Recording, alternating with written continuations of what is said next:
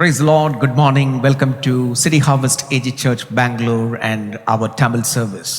பெங்களூரில் இருக்கிறதான city harvest AG சபை எங்களுடைய தமிழ் ஆராதனைக்கு உங்களை நாங்கள் வாழ்த்துகிறோம், வரவேற்கிறோம். We are going to look to the Lord's presence this morning for our praise and worship. இந்த காலை வேளையிலே தேவனுடையதான பிரசன்னத்தை நம்முடையதான ஆராதனைகளை நாம் அனுபவிக்க போகிறோம். I want you to participate in this service by commenting. You can share this message with somebody and let us all be blessed as we worship the Lord together. இந்த ஆராதனையை நீங்கள் எப்படி பங்கு பெறலாம் என்றால், இந்த ஆராதனையை நீங்கள் பகிர்ந்து கொள்வதன் மூலமாகவும் உங்களுடைய கருத்துக்களை பகிர்வதன் மூலமாகவும் இதில் நீங்கள் பங்கு கொள்ளலாம். Shall we look to the Lord in prayer? நாம் ஜெபிக்கலாமா? நல்ல ஆண்டவரே, உம்மை நாங்கள் நன்றியோடு ஸ்தோத்திரிக்கிறோம், உம்மை துதிக்கிறோம். ஆண்டவரே, உம்முடைய சமூகத்தில் நாங்கள் இந்த ஞாயிற்றுக்கிழமை காலை வேளையிலே ஜூன் மாதம் முதல் ஆராதனையிலே கலந்து வந்திருக்கிறோம். தேவனுடையதான கிருபைகளும் பிரசனமும் எங்களுடைய ஆராதனைகளில் வெளிப்படும்படியாக செபிக்கின்றேன். தேவ நன்மைகள் கூட இருப்பதாக, தேவ பிரசன்னம் கூட இருப்பதாக. பாடல் ஆராதனைகளை ஆசீர்வதிங்க, செய்தியை ஆசீர்வதித்து தருவீராக. எங்களோடு நீர் பேசும்படியாக ஜெபிக்கின்றோம் அப்பா. ஜெபத்தை கேட்டபடி நன்றி செலுத்துகின்றோம். இயேசுவின் நாமத்தில் ஜெபிக்கிற நல்ல பிதாவே, ஆமென். Amen. We are going to worship our Lord with songs and praise. இப்போது நாம் துதி ஆராதனை மூலமாக நம்முடைய தேவனை ஆராதிக்க போகிறோம். As our worship team leads us into a time of worship, I'd love you to clap your hands and give praises to God. நம்முடைய ஆராதனை குழுவானது தேவனை ஆராதனையிலே வழிநடத்துகிறதான போது நம்முடைய கரங்களை தட்டி பாடி தேவனை மகிமைப்படுத்துவோம்.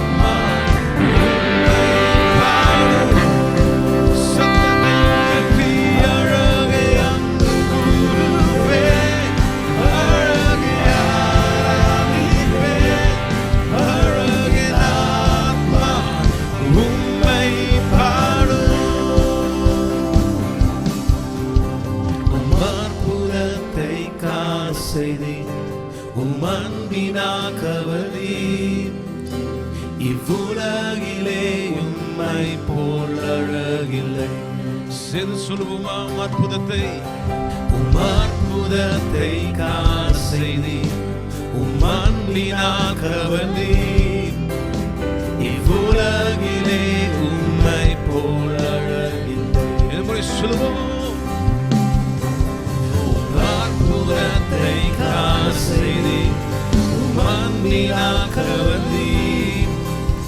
இவ்வுலகிலே உம்மை போல் அழகில்லை. உம் அற்புதத்தை காண செய்தீர். உம் அன்பினால் கவர்ந்தீர்.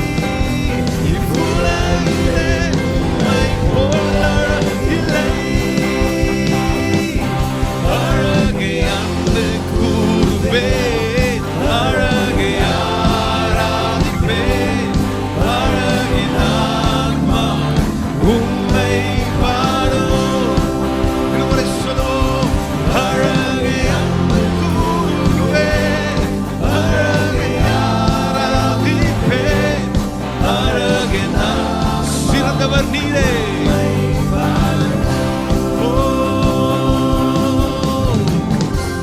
சிறந்தவர் நீர், உயர்ந்தவர் வெண்சிங்கம் நீர், தேவ ஆட்டுக்குட்டி. உம்மை நான் துதிக்க, உம்மை நான் போற்ற. தேவா இவ்வாழ் நான் போதுமோ.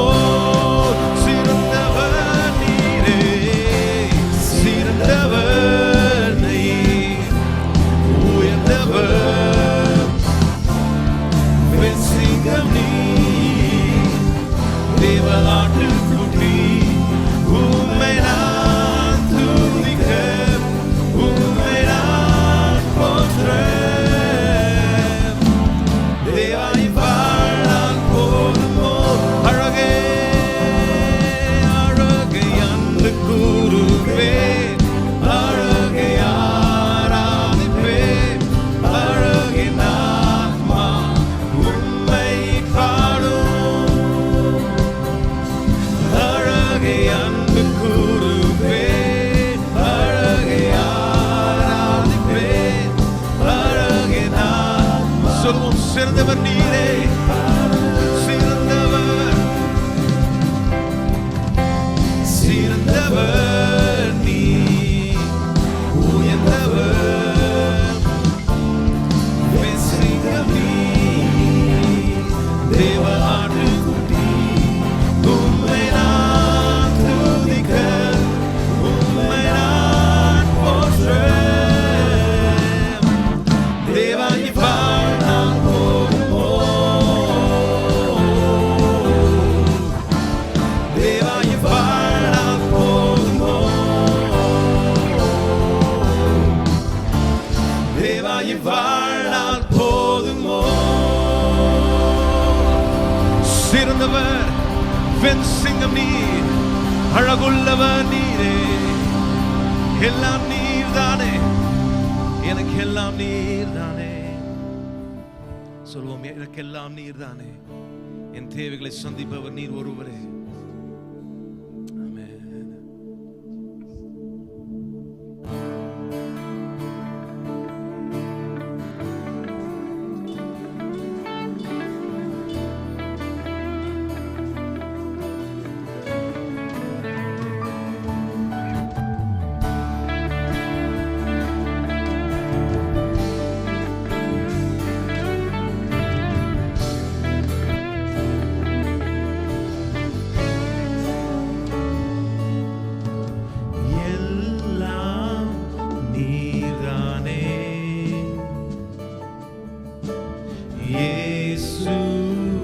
ராஜனே. ஒரு மனமாய் பாடுவோம். எனக்கெல்லாம் எனக்கெல்லாம் நீர்தானே இயேசு ராஜனே. எல்லாம் நீர்தானே இயேசு ராஜனே. எல்லாம் எல்லாம் நீர்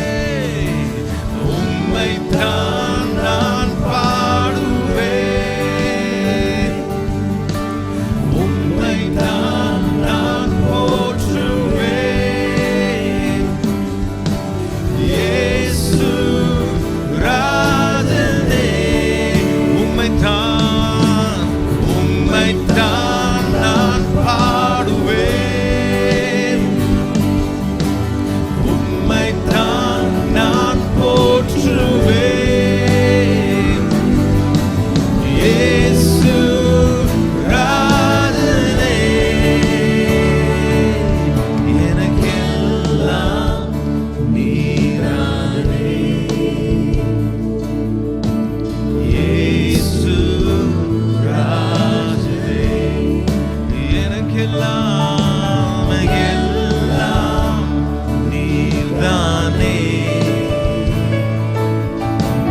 இயேசு பசியும் நீர்தானே பசியும் நீர்தானே உணவும் நீர்தானே பசியும் நீர்தானே உணவும் நீர்தானே உம்மைத்தான் நான் பாடுவேன் உம்மைத்தான் நான் போற்றுவேன் இயேசு ராஜனே எனக்கெல்லாம் நீர்தானே எல்லாம் நீர்தானே இயேசு ராஜனே எனக்கெல்லாம் எல்லாம் நீர்தானே இயேசு எதிர்காலம் நீர்தானே எதிர்காலம் நீர்தானே எதிர்பார்ப்பும் எதிர்பார்ப்பும் நீர்தானே என் எதிர்காலம்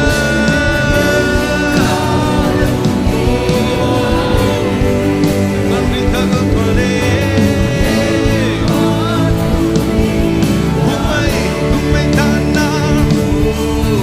உம்மைத்தான் நான் பாடுவேன்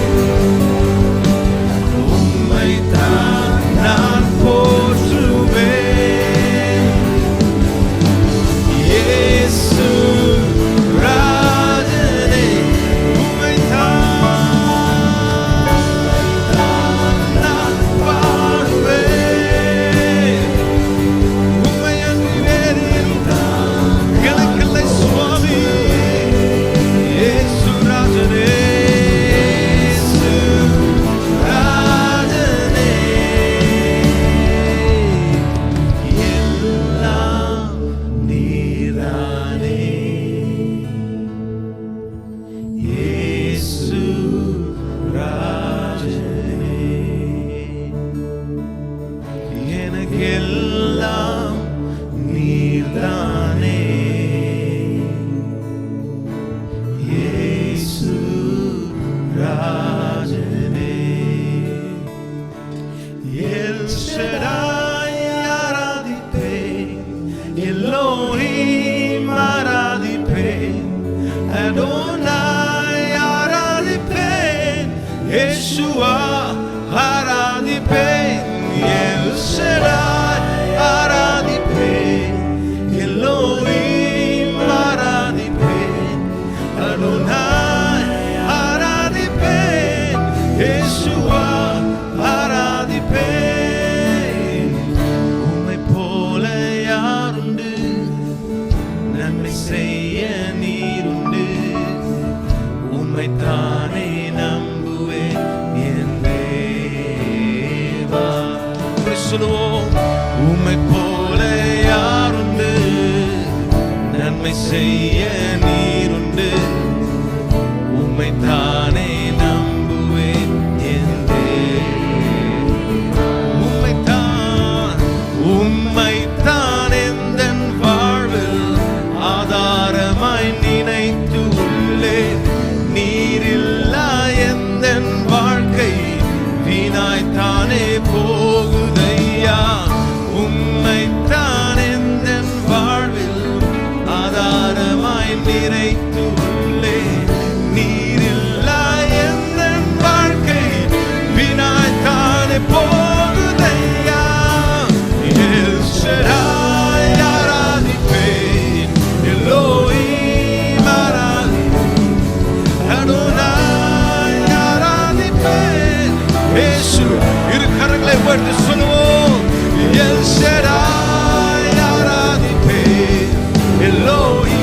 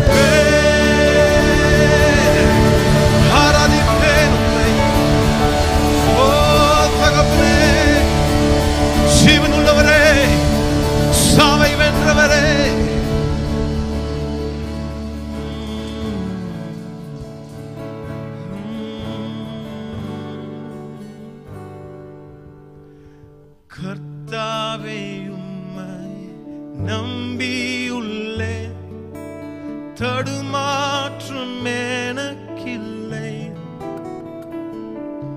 கர்த்தாவே உம்மையே நம்பியுள்ளே, தடுமாற்றம் எனக்கில்லை.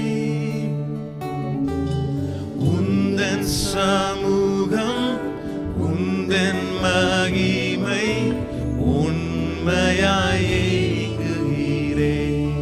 உண்மையாக பாடுவோம். உந்தன் சமூகம் உந்தன் மகிமை உண்மையாயே இங்குகிறேன். என் தெய்வமே இயேசுநாதா, இயேசுநாதா, என் இதயமெல்லாம்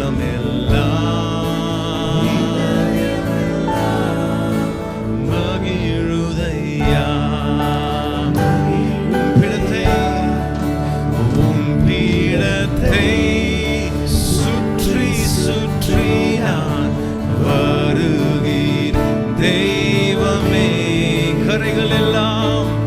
கரைகள் எல்லாம் நீங்கிட கைகளை கழுவுகிறேன். கரைகள் எல்லாம் நீங்கிட என் கைகளை உரத்த குரலின் நன்றி பாடல். உரத்த குரலின் நன்றி பாடல் பாடி மகிழ்கிறேன். சத்தத்தை உயர்த்தி உரத்த குரல் நன்றி பாடல் பாடி மகிழ்கிறேன். வியத்ததும் உம் செயல்கள் எல்லாம் எடுத்து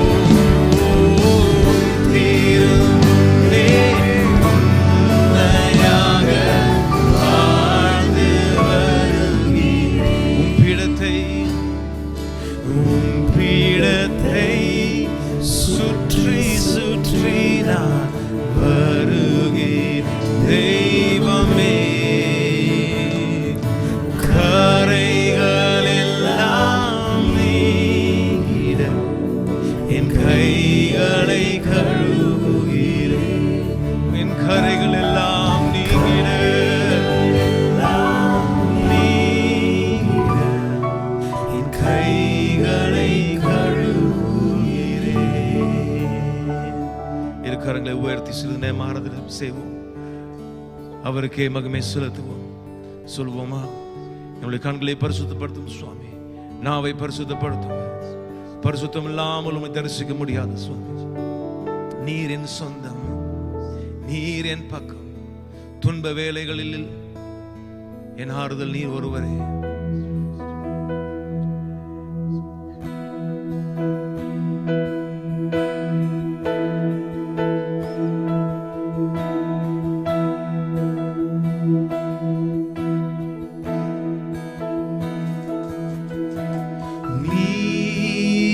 சொந்தம் நீர் என் பக்கம்.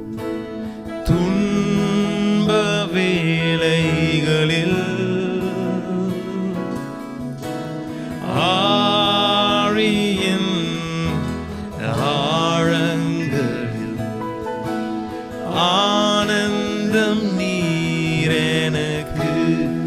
சூரச்செடியின் கீழிலும் உம் சமூகம் என்னை தேற்றுமே. நீரே சொந்தம், நீரே துன்ப வேளைகளில் வறண்ட பாலைவன வாழ்க்கையில் தாகத்தால் என் நாவு வறண்டாலும் ஆகாரின் குழந்தையின் அழுகையை கேட்டவர் என் தாகம் தீர்க்க வல்லவர். வறண்ட பாலைவன வாழ்க்கையில் தாகத்தால் என் நாவு வறண்டாலும் ஆகாரின் குழந்தையின் அழுகையை கேட்டவர் என் தாகம் தீர்க்க. சொல்லுவோமா? நீரே சொந்தம், நீரே பக்கம். துன்ப வேளைகளில் ஆழியில் ஆழங்கள் ஆனந்தமே. சூரச்செடியின்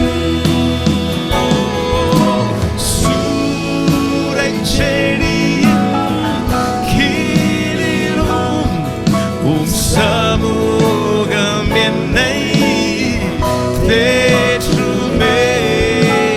நீரே சொந்தம், நீரே துன்ப வேளைகளில்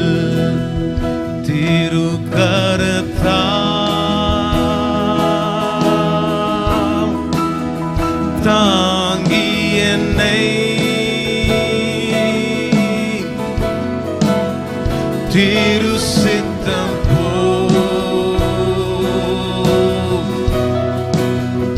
நடத்திடுமே. குயவன் கையில், குயவன் கையில் களிமண்ணா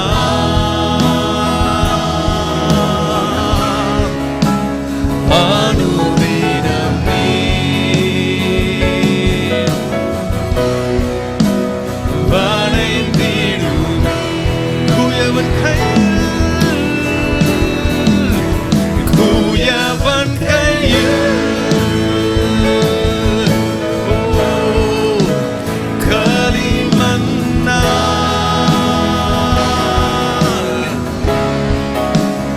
அனுதினம் நீர்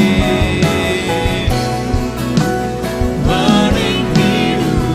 உம்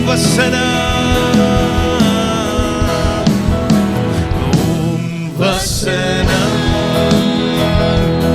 தியானிக்கையில்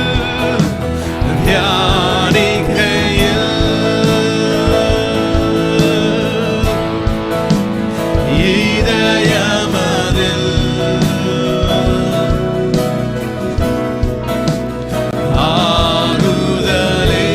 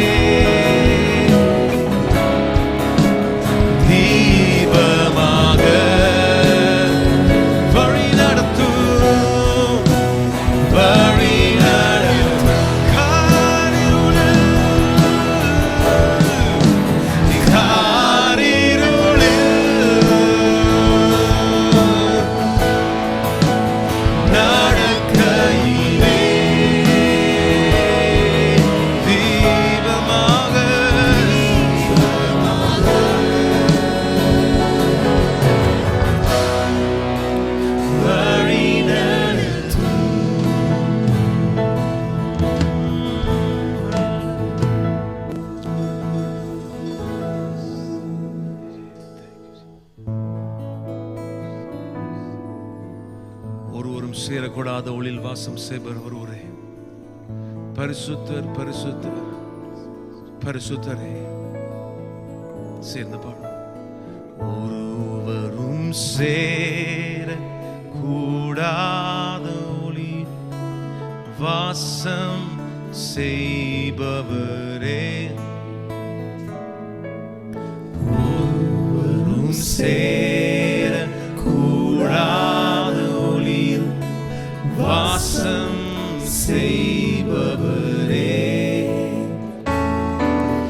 நீரே பரிசுத்த தெய்வம், நீரே பரிசுத்த தெய்வம், நீரே நீர் மாத்திரமே என் இயேசுவே. நீரே நீர் மாத்திரமே.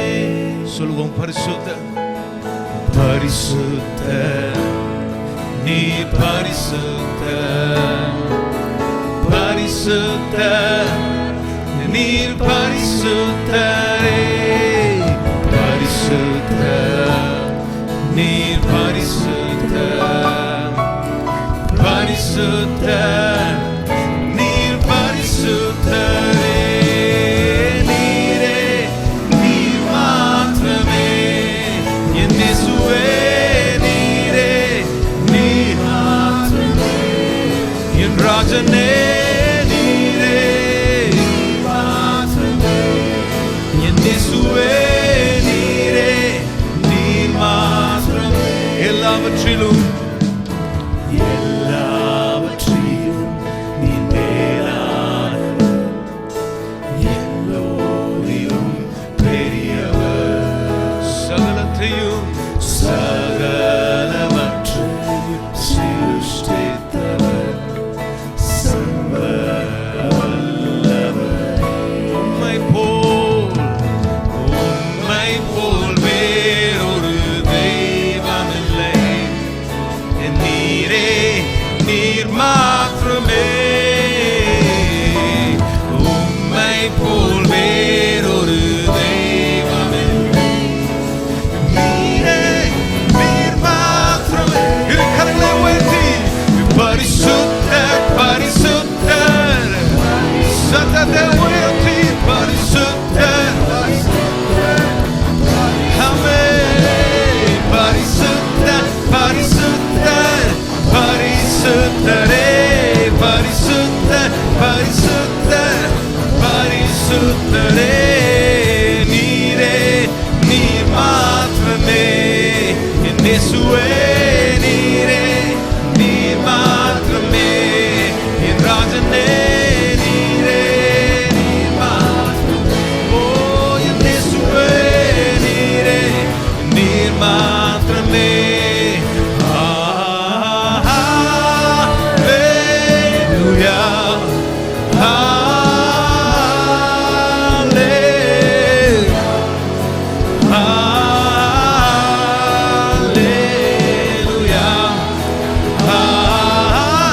கரங்களை அசைத்து சத்தத்தை உயர்த்தி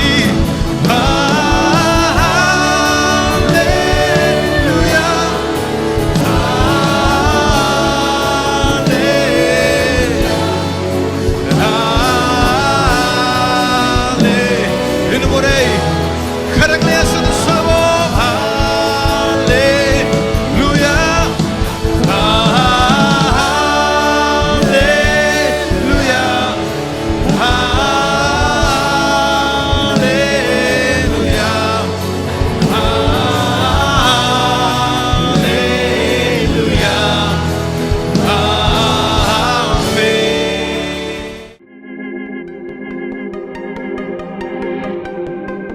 Praise the Lord. I'm sure we all had a wonderful time of worship and we could all sing and praise our God.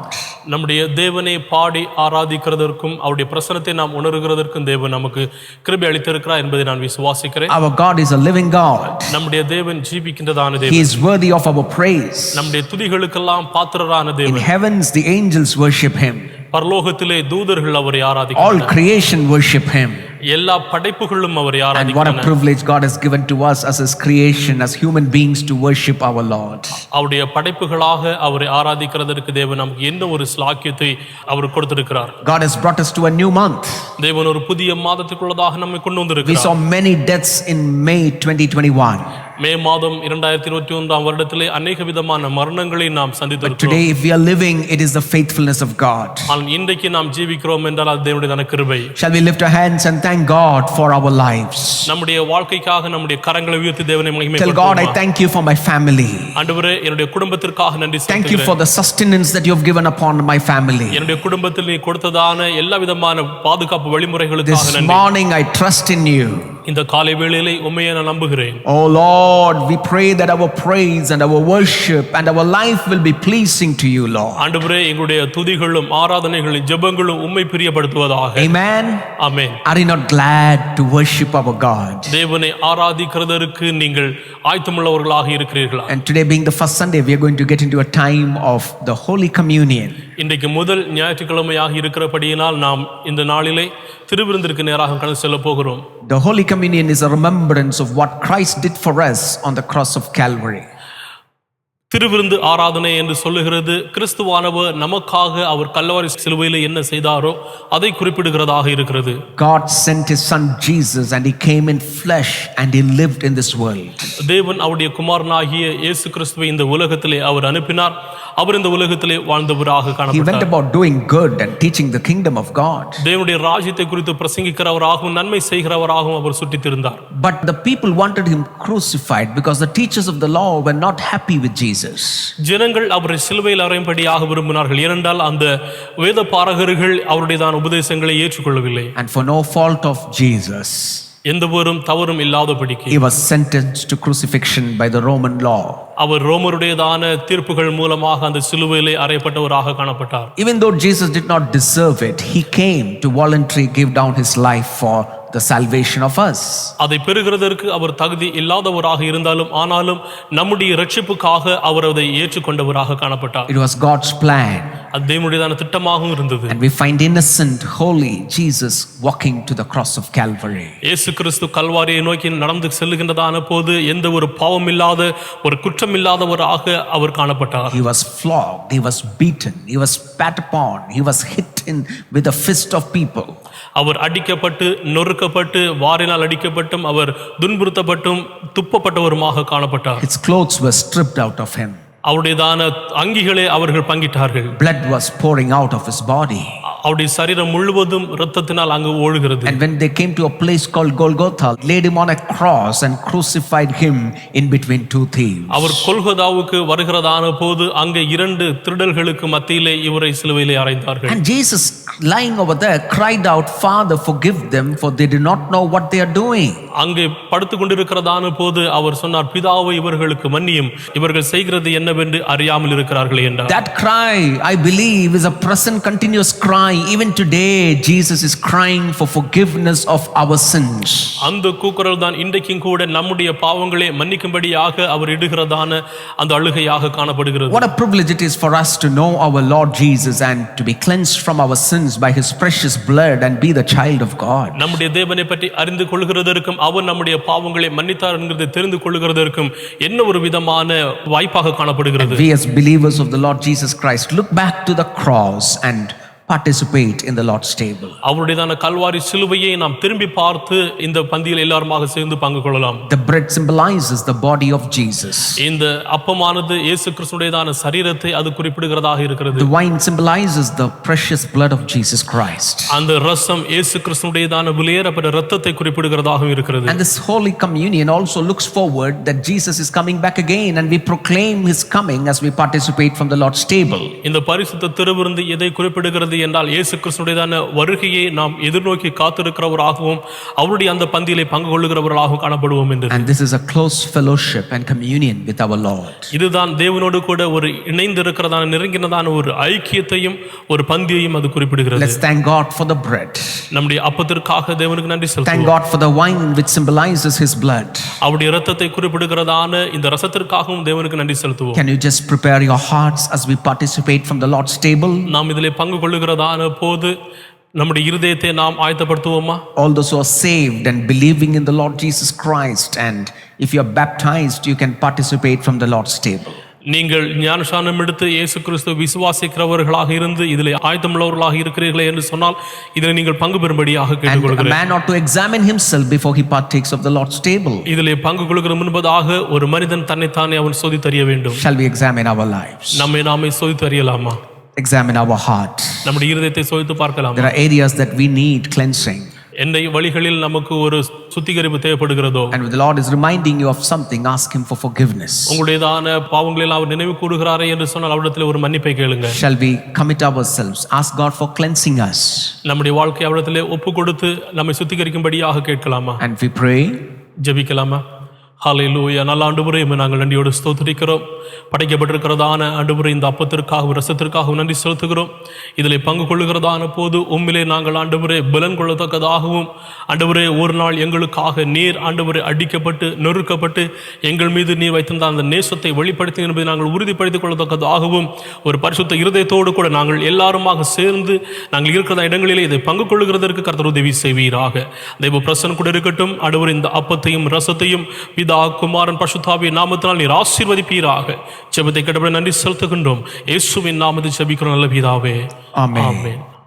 Jesus Christ, on the night he was betrayed, as he was celebrating the Passover with his disciples, he gave a new covenant with his blood, and that is the Lord's table. இயேசு கிறிஸ்து பஸ்காவை தன்னுடைய சீசர்களோடு அந்த கடைசி தினங்களிலே பங்கு கொள்ளுகிறதான போது அவர்களுக்கு அவர் இந்த பந்தியை அவர் ஒழுங்குபடுத்தினார். Luke chapter 22 verse 14 says, லூக்கா 22:14 சொல்லுகிறது, வேளை வந்தபோது அவரும் அவருடனே கூட 12 அப்போஸ்தலரும் பந்தி இருந்தார்கள். அப்பொழுது அவர் அவர்களை நோக்கி, நான் பாடுபடுகிறதற்கு முன்னே உங்களுடனே கூட இந்த பஸ்காவை புசிக்க மிகவும் ஆசையாக இருந்தேன். தேவனுடைய ராஜ்யத்திலே இது நிறைவேறும் அளவும் நான் இனி இதை புசிப்பதில்லை என்று உங்களுக்கு சொல்லுகிறேன் என்று சொல்லி அவர் பாத்திரத்தை எடுத்து ஸ்தோத்திரம் பண்ணி, நீங்கள் இதை வாங்கி உங்களுக்குள்ளே பங்கிட்டுக் கொள்ளுங்கள். தேவனுடைய ராஜ்யம் வருமளவும் நான் திராட்சை பழ ரசத்தை பானம் பண்ணுகிறதில்லை என்று உங்களுக்கு சொல்லியிருக்கிறேன் என்றார். பின்பு அவர் அப்பத்தை எடுத்து ஸ்தோத்திரம் பண்ணி அதை பிட்டு அவர்களுக்கு கொடுத்து, இது உங்களுக்காக கொடுக்கப்படுகிற என்னுடைய சரீரமாய் இருக்கிறது, என்னை நினைவு கூறும்படி இதை செய்யுங்கள் என்றார். Jesus took the bread and he said, this is my body given for you, do it in remembrance of me. இயேசு கிறிஸ்து அப்பத்தை எடுத்து அதை அங்கே கொடுத்து அவர்களுக்கு சொன்னார், இது என்னுடைய சரீரம், என்னை நினைவு கூறும்படி இதை செய்யுங்கள் என்றார். Let's partake from the bread. அப்பத்திலிருந்து நாம் எல்லாருமாக சேர்ந்து பங்கு கொள்ளலாம்.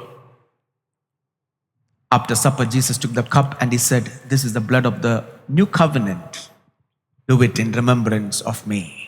அதற்கு அப்புறமாக அவர் பாத்திரத்தையும் எடுத்து, இது என்னுடைய இரத்தத்தின் புதிய உடன்படிக்கையாக இருக்கிறது, என்னை நினைவு கூறும்படி இதை செய்யுங்கள் என்றார். Let's partake from the cup together. இந்த பாத்திரத்திலிருந்து நாம் எல்லாருமாக சேர்ந்து பங்கு பெறுவோம்.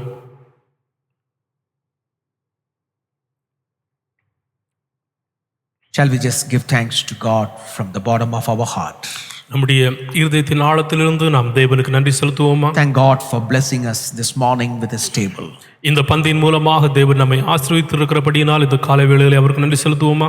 This is an amazing communion with our Lord Jesus Christ. இயேசு கிறிஸ்துவோடு கூட ஒரு மகிமை நிறைந்ததான ஒரு திருவிருந்தாக இது காணப்படுகிறது. This is a renewal of our commitments before God. நம்முடையதான அர்ப்பணிப்புகளையும் சமர்ப்பணத்தையும் இது புதுப்பிக்கின்றதான ஒரு பந்தியாகவும் இருக்கிறது. The covenant that he gave to us with his blood. அவருடைய இரத்தத்தின் மூலமாக அவர் அந்த உடன்படிக்கையை நமக்கு கொடுத்திருக்கிறார். He died so that we can have life and eternal life. அவர் மரித்தார் என்றால் மாத்திரமே நாம் ஜீவனோடு கூட இருந்து நித்திய ஜீவனை பெற்றுக்கொள்ள By முடியும். his stripes we have been healed. அவருடையதான தழும்புகளால் நாம் சுகமானோம். Can you just commit yourself as we look to the Lord in prayer? நாம் தேவனை நோக்கி ஜெபிக்கிறதான போது உங்களுடைய வாழ்க்கை தேவனுடைய சமூகத்தில் ஒப்பு கொடுக்கலாமா? Father, we thank you for this beautiful morning. பிதாவை நீர் கொடுத்திருக்கிறதான இந்த நல்ல காலை வேளைக்காக நன்றி. Lord, we thank you for dying for us. எங்களுக்காக ஆண்டவரே நீ மரித்ததற்காக ஸ்தோத்திரம். We thank you, Lord, that you are seated at the right hand side of God the Father and you are presently interceding for us. ஆண்டவரே பிதாவின் வலது பார்சத்திலே அமர்ந்திருந்து எங்களுக்காக பரிந்து பேசிக் கொண்டிருக்கிறபடியினால் உமக்கு நாங்கள் நன்றி செலுத்துகிறோம். Thank you for sending your blessed Holy Spirit. ஆண்டவரே உம்முடைய ஆசீர்வதிக்கப்பட்டதான பரிசுத்த ஆவியானவரை எங்களுக்குள் நீர் ஏற்றுக்கொண்டிருக்கிறபடியினால் ஸ்தோத்திரம். We commit ourselves to live for you. ஆண்டவரே உமக்கென்று வாழுகிறதற்கு எங்களை நாங்கள் சமர்ப்பிக்கிறோம். Enable us to lead holy lives, Lord. பரிசுத்த வாழ்க்கை வாழுகிறதற்கு உதவி செய்யுங்க. Enable us to take up our cross and daily follow you. ஆண்டவரே எங்களுடையதான சிலுவையை சுமந்து ஒவ்வொரு நாளும் உம்மை பின்பற்றுகிறதற்கு உதவி Every செய்வீராக. blessing that you have achieved for us on the cross, we pronounce it upon your people. ஆண்டவரே எங்களுக்காக ஆண்டவரே சிலுவையிலே கொடுத்த எல்லா காரியங்களையும் உம்முடைய ஜனங்கள் மீதாக நாங்கள் ஆசீர்வாதத்தை பொழிகிறோம். Thank you for giving us a new month. ஒரு புதிய மாதத்தை கொடுத்தபடியால் ஸ்தோத்திரம். Even as we continue the service, let your name be glorified. உம்முடைய ஆராதனையில் நாங்கள் தொடர்ந்து பங்கு பெறுகிறதான போது நீர் ஆசீர்வதிப்பீராக. In Jesus' name we pray. இயேசுவின் நாமத்தில் பிதாவே. Amen. Amen. Amen. God has blessed us. ஆண்டவர் நம்மை ஆசீர்வதித்திருக்கிறார். Well, brothers and sisters, it's time to worship the Lord by giving. அருமையான சகோதர சகோதரிகளே, இப்பொழுது நாம் ஆண்டவருக்கு கொடுக்கிறதன் மூலமாக நாம் அவரை ஆராதிக்க போகிறோம். And as you give your tithes and offerings, let's worship the Lord. உங்களுடையதான காணிக்கைகளின் தசபாகங்களையும் கொடுக்கிறதான போது நாம் தேவனை ஆராதிக்கலாம்.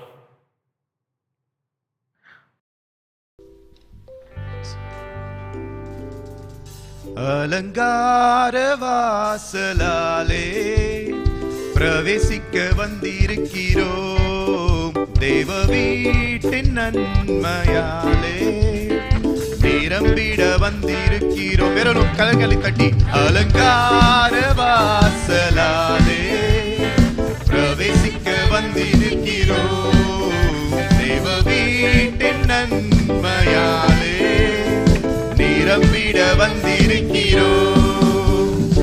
ஆராதிக்க வந்தோம், அன்பு கூற வந்தோம், யெகோவா தேவனையே துதித்திட வந்தோம், தொழுதிட வந்தோம், தூயவரே சுவையே.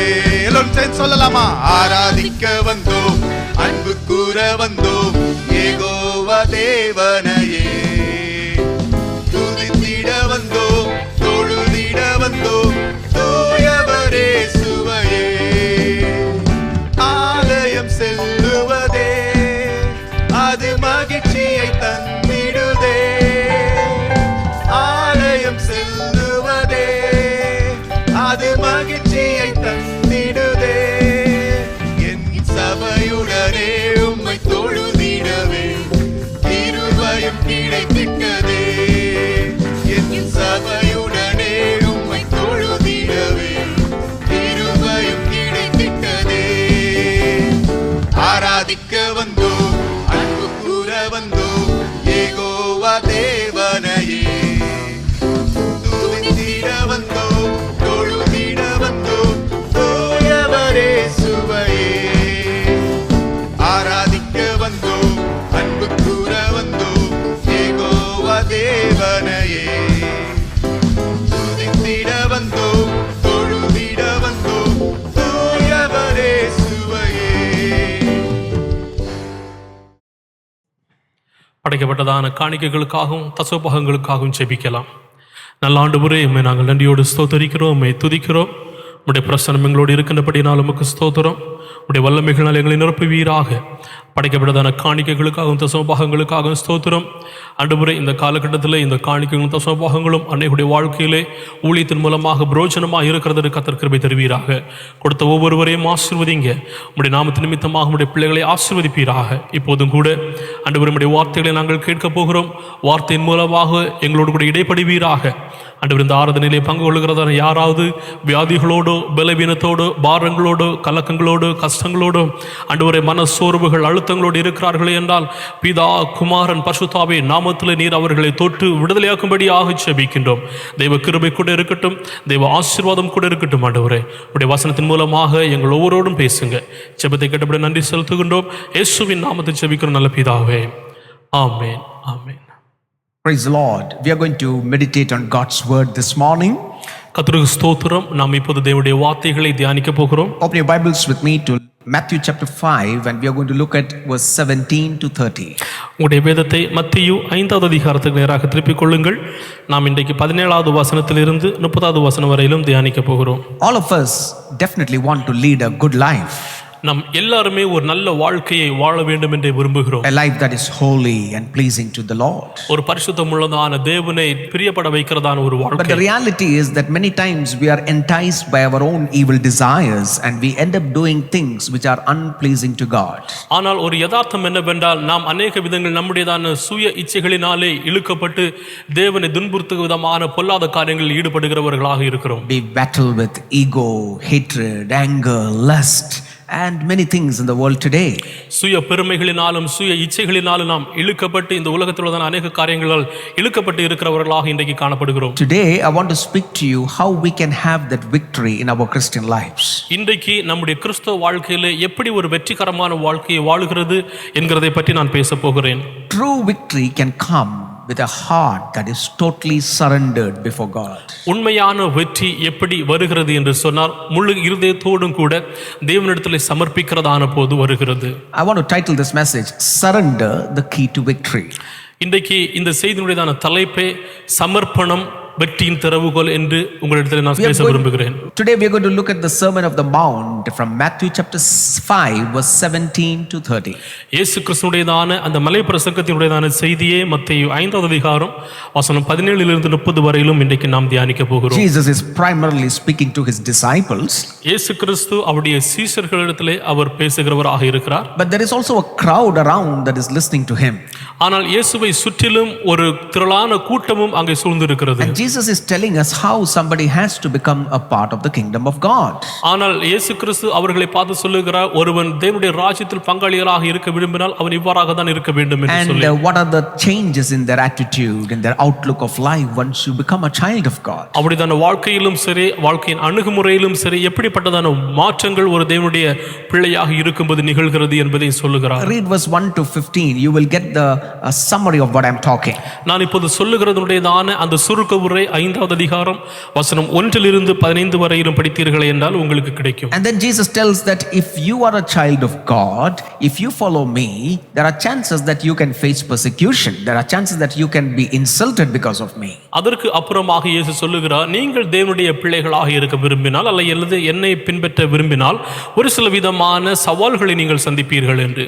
But you will have a reward in heaven, in eternity. ஆனால் உங்களுக்கு பரலோகத்திலே பலன் மிகுதியாக இருக்கும் என்றும் சொல்லுகிறார். And then Jesus goes on to tell that you need to be the light of this world and the salt of this earth. You are people of influence that can influence others about the goodness of the kingdom of God. அதற்கு அப்புறமாக இயேசு தொடர்ந்து சொல்லுகிறார், நீங்கள் செல்வாக்கு நிறைந்ததான மனிதர்களாக காணப்படுகிறீர்கள்.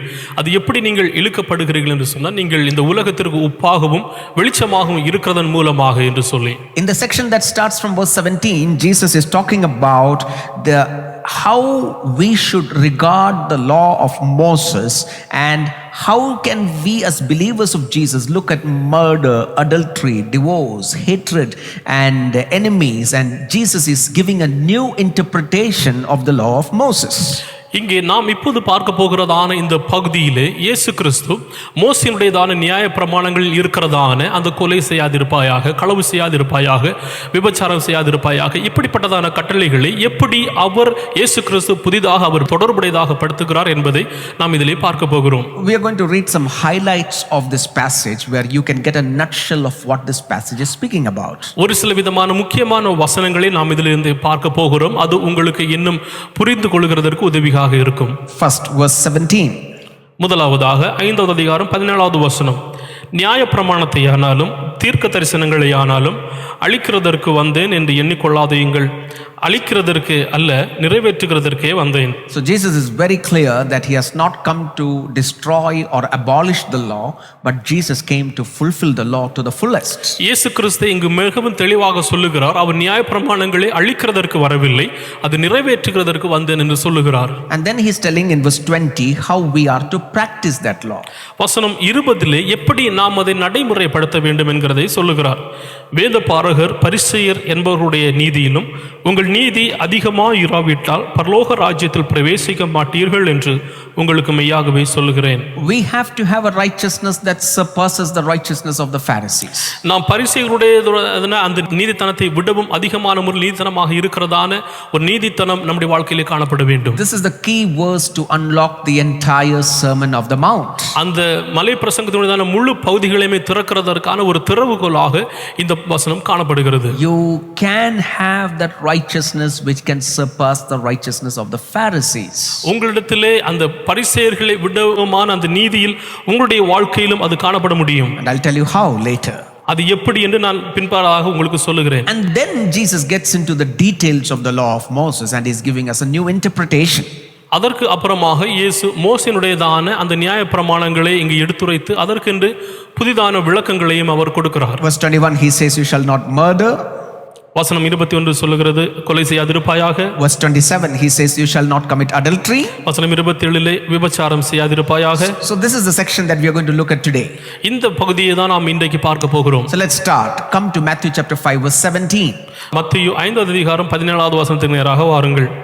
நியாய பிரமாணத்தையானாலும் தீர்க்க தரிசனங்களையானாலும் அழிக்கிறதற்கு வந்தேன் என்று எண்ணிக்கொள்ளாதீங்கள், அழிக்கிறதற்கு அல்ல நிறைவேற்றுகிறதற்கே வந்தேன். Jesus is very clearly telling us that even though Jesus has come, he has not abolished the Old Testament law. இயேசு கிறிஸ்து இங்கே மிகவும் தெளிவாக சொல்லுகிறார், அவர் வந்திருக்கிறார், ஆனால் அது பழைய ஏற்பாட்டின் நியாயப்பிரமாணங்களை அழிக்கிறதற்கு அல்ல. His authority is not in contradiction of the Old Testament law. அவருடைய அதிகாரம் எல்லாம் அந்த பழைய ஏற்பாட்டு நியாயப்பிரமாணங்களுக்கு முரண்பாடானதும் இல்லை. Jesus in fact obeyed the law perfectly. இயேசு கிறிஸ்து அந்த நியாயப்பிரமாணங்களை எல்லாம் மிகவும் சரியான முறையிலே அங்கே கடைபிடித்தவராக இருந்தார். Everyone has come short of the law of Moses, but not Jesus.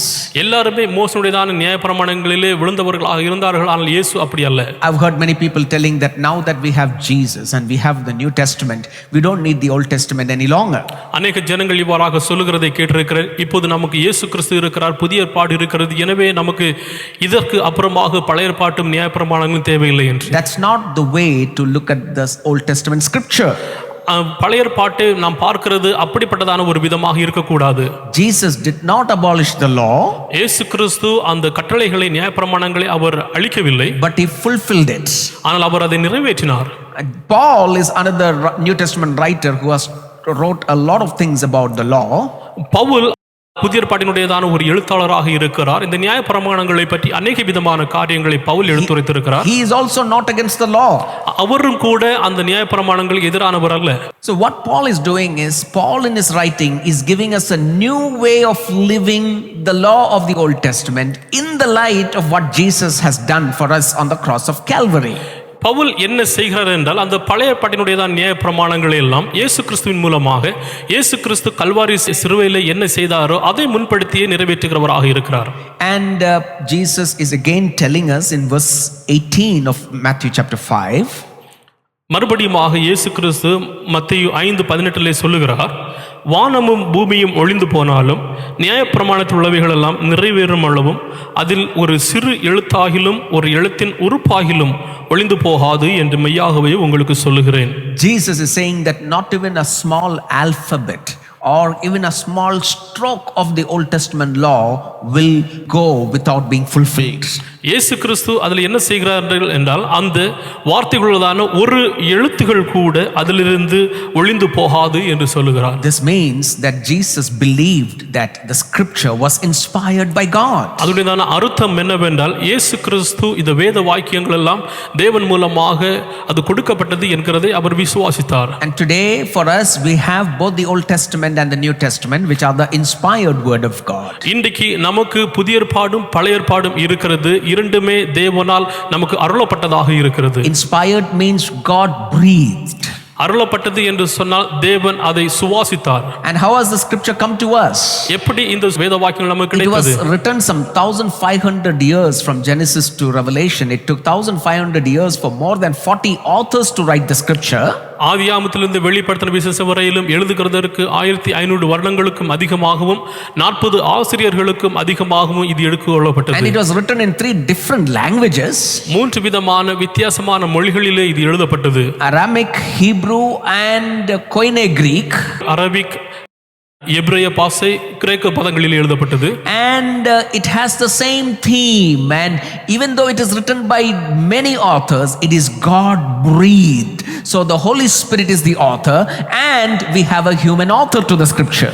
அநேக விதமான எழுத்தாளர்கள் இதை எழுதினாலும் அது தேவனால் அருளப்பட்டது, பரிசுத்த ஆவியான மூலமாகவும் கொடுக்கப்பட்டதாகவும் அது காணப்படுகிறது. This is called as the double authorship of the scripture.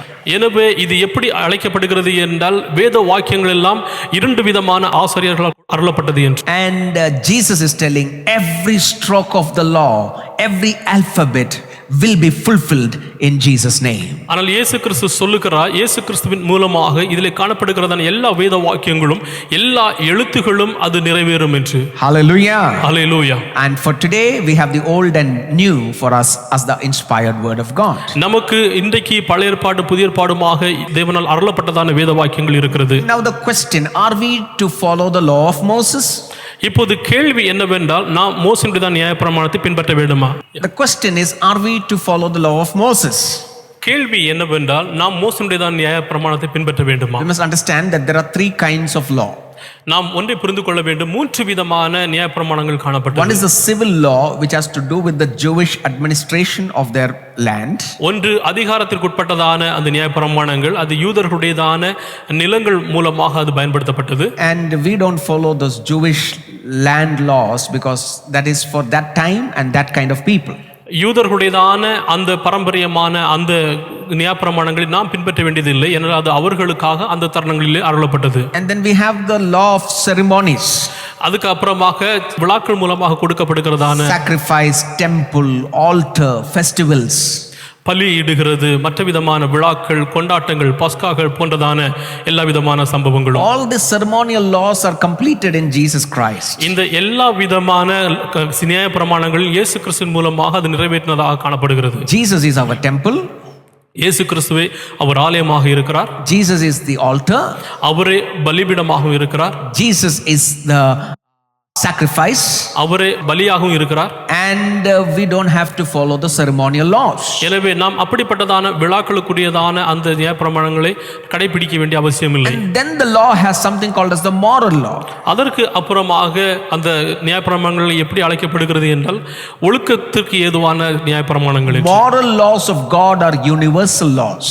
ஒழுக்கபூர்வமான நியாயப்பிரமாணங்கள்லாம் தேவனால் இந்த முழு உலகத்துக்கும் கொடுக்கப்பட்டது. And God's moral laws never change. தேவனுடையதான அந்த ஒழுக்கத்தினுடையதான நியாயப்பிரமாணங்கள் ஒருபோதும் மாறாது. So what Jesus is doing over here is he's taking the moral laws of the Old Testament and he's giving a new interpretation on how to fulfill that and how to follow those laws. இப்போது இயேசு கிறிஸ்து என்ன செய்கிறார் என்று சொன்னால், அந்த ஒழுக்க ரீதியான நியாயப்பிரமாணங்களை அவர் எடுத்துவிட்டு அதை எப்படி பின்பற்றுகிறதும் எப்படி நிறைவேற்றுகிறதும் என்கிறதுமான காரியங்களை இங்கே சொல்லுகிறார். I hope you understood what I'm telling you. நான் சொல்லுகிறதை நீங்கள் புரிந்து கொண்டீர்கள் என்பதை நான் In the New விசுவாசிக்கிறேன். Testament, we don't come to church with an animal to sacrifice.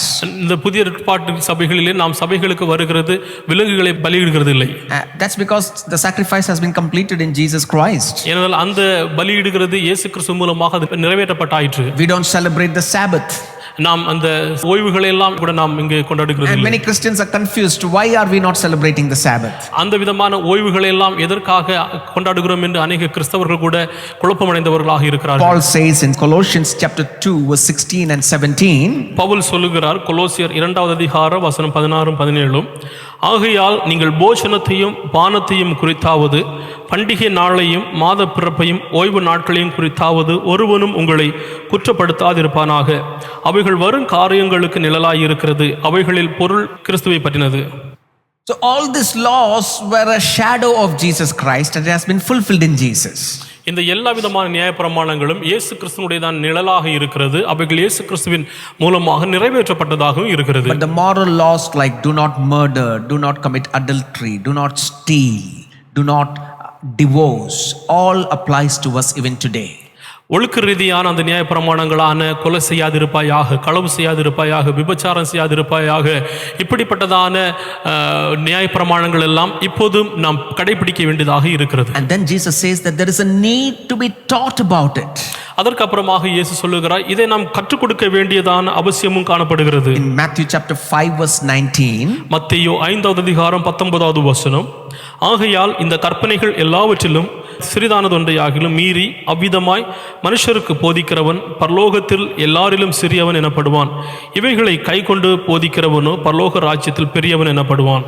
we are to learn, teach and to practice the scripture. நாம் முழு வேதத்தையும் கற்பிக்கவும் பயிற்சி செய்யவும் வேண்டும். And that's why we are taking time at City Harvest in teaching the word of God. எனவே தான் city harvest சபையிலே நேரம் எடுத்து இதை நாம் கற்றுக் கொடுக்கிறவர்களாக இருக்கிறோம். Jesus said very strongly that the scripture has to be taught and understood and practiced. இயேசு கிறிஸ்து மிகவும் தெளிவாக சொல்லியிருக்கிறார், வேத வாக்கியங்கள் எல்லாம் சொல்லிக் கொடுக்கப்பட்டு புரிந்து கொள்ள வேண்டியதாகவும் காணப்படுகிறது என்று. The problem with Jesus' time was that people did not have direct access to the scripture. இயேசு கிறிஸ்துடையதான காலகட்டத்திலே அது எப்படி என்றால் ஜனங்கள் நேரடியாகவே அந்த வேத வாக்கியங்களை பயன்படுத்தப்பட முடியவில்லை. We all have the Bible, many Bibles in our homes. நாம் எல்லாருக்குமே வேதாகமம் இருக்கிறது, நம்முடைய வீடுகளிலும் அநேக வேதாகமங்கள் காணப்படும். But we don't read it many times. நாம் அநேக நேரங்களில் அதை படிக்கிறது இல்லை. But in the ancient days, they had the scripture written in scrolls, and it used to be kept in the synagogues where the teachers of the scribes would gather, and the Pharisees would learn the law and then teach it to the people.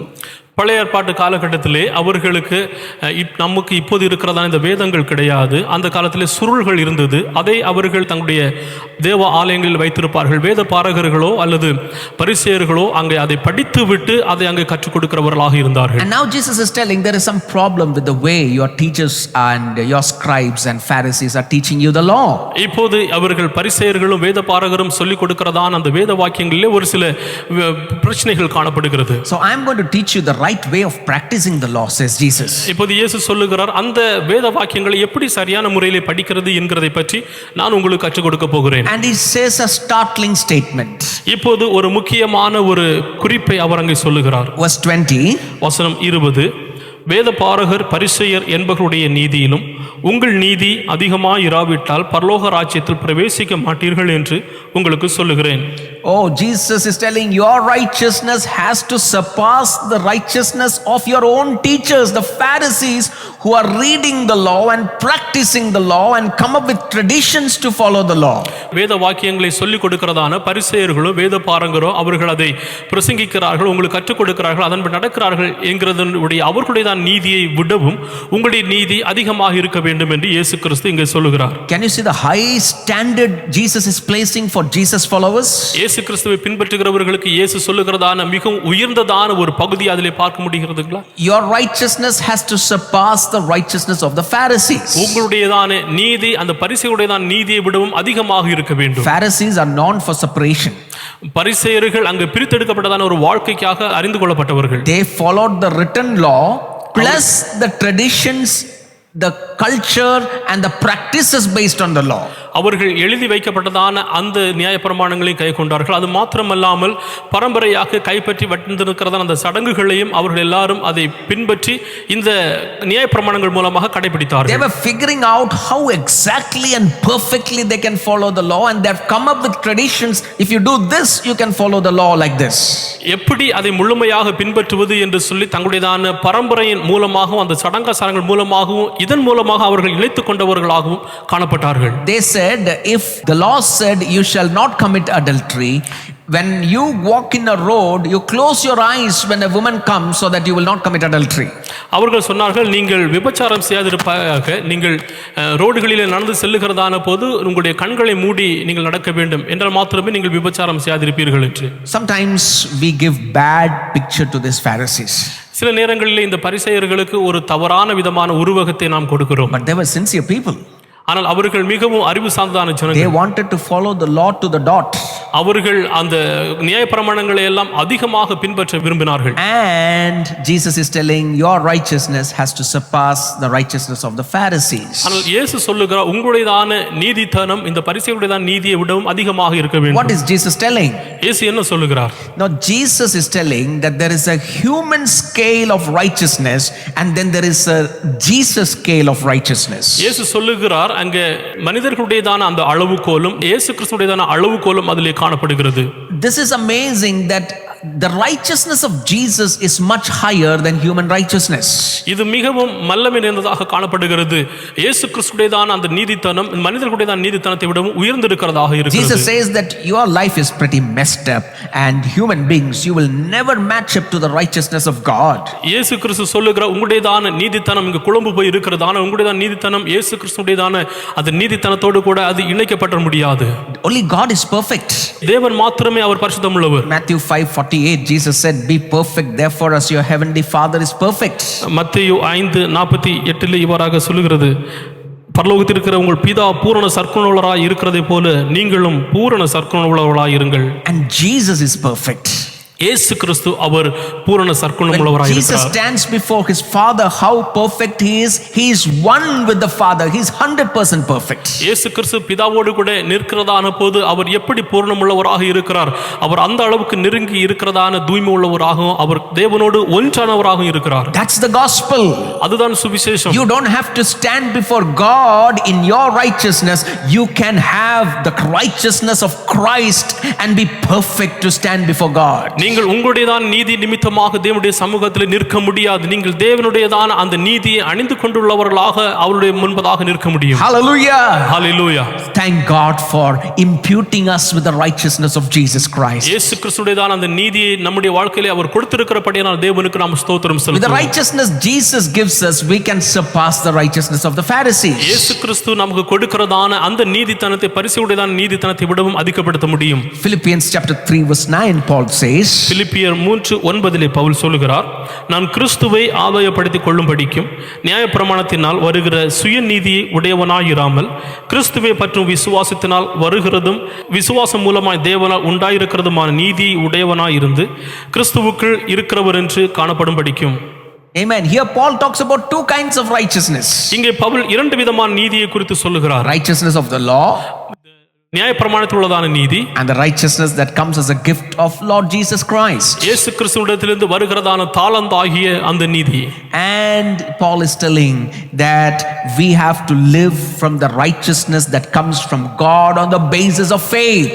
இங்கே பவுல் சொல்லுகிறார், தேவனால் உண்டாயிருக்கிறதான அந்த நீதி உடையவனாக நம் ஒவ்வொருவரும் காணப்பட வேண்டும் என்று. You don't have to do anything for that righteousness. அந்த நீதிக்காக நீங்கள் வேறு எதுவும் செய்ய வேண்டிய அவசியம் Just இல்லை. got to believe in Jesus. அந்த இயேசு கிறிஸ்துவை விசுவாசித்தால் Have போதும். faith in Jesus. இயேசு கிறிஸ்துவை நீங்கள் விசுவாசித்தால் போதும். And we are made righteous before God. நாம் தேவனுக்கு முன்பதாக நீதிமான்களாக மாற்றப்பட்டிருக்கிறோம். Galatians chapter 3 verse 11, Paul says, கலாத்தியர் 3:11 நியாயப்பிரமாணத்தினாலே ஒருவனும் தேவனிடத்தில் நீதிமான் ஆகிறதில்லை என்று வெளியரங்கமாய் இருக்கிறது, ஏனெனில் விசுவாசத்தினாலே நீதிமான் பிழைப்பான் என்று எழுதி இருக்கிறது.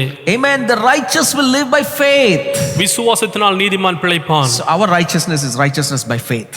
நம்முடைய நீதித்தனம் தேவனிடத்திலிருந்து வருகிறதான அந்த விசுவாசத்தின் மூலமான நீதித்தனம். The moment we believe in Jesus, you have been positionally given that righteousness.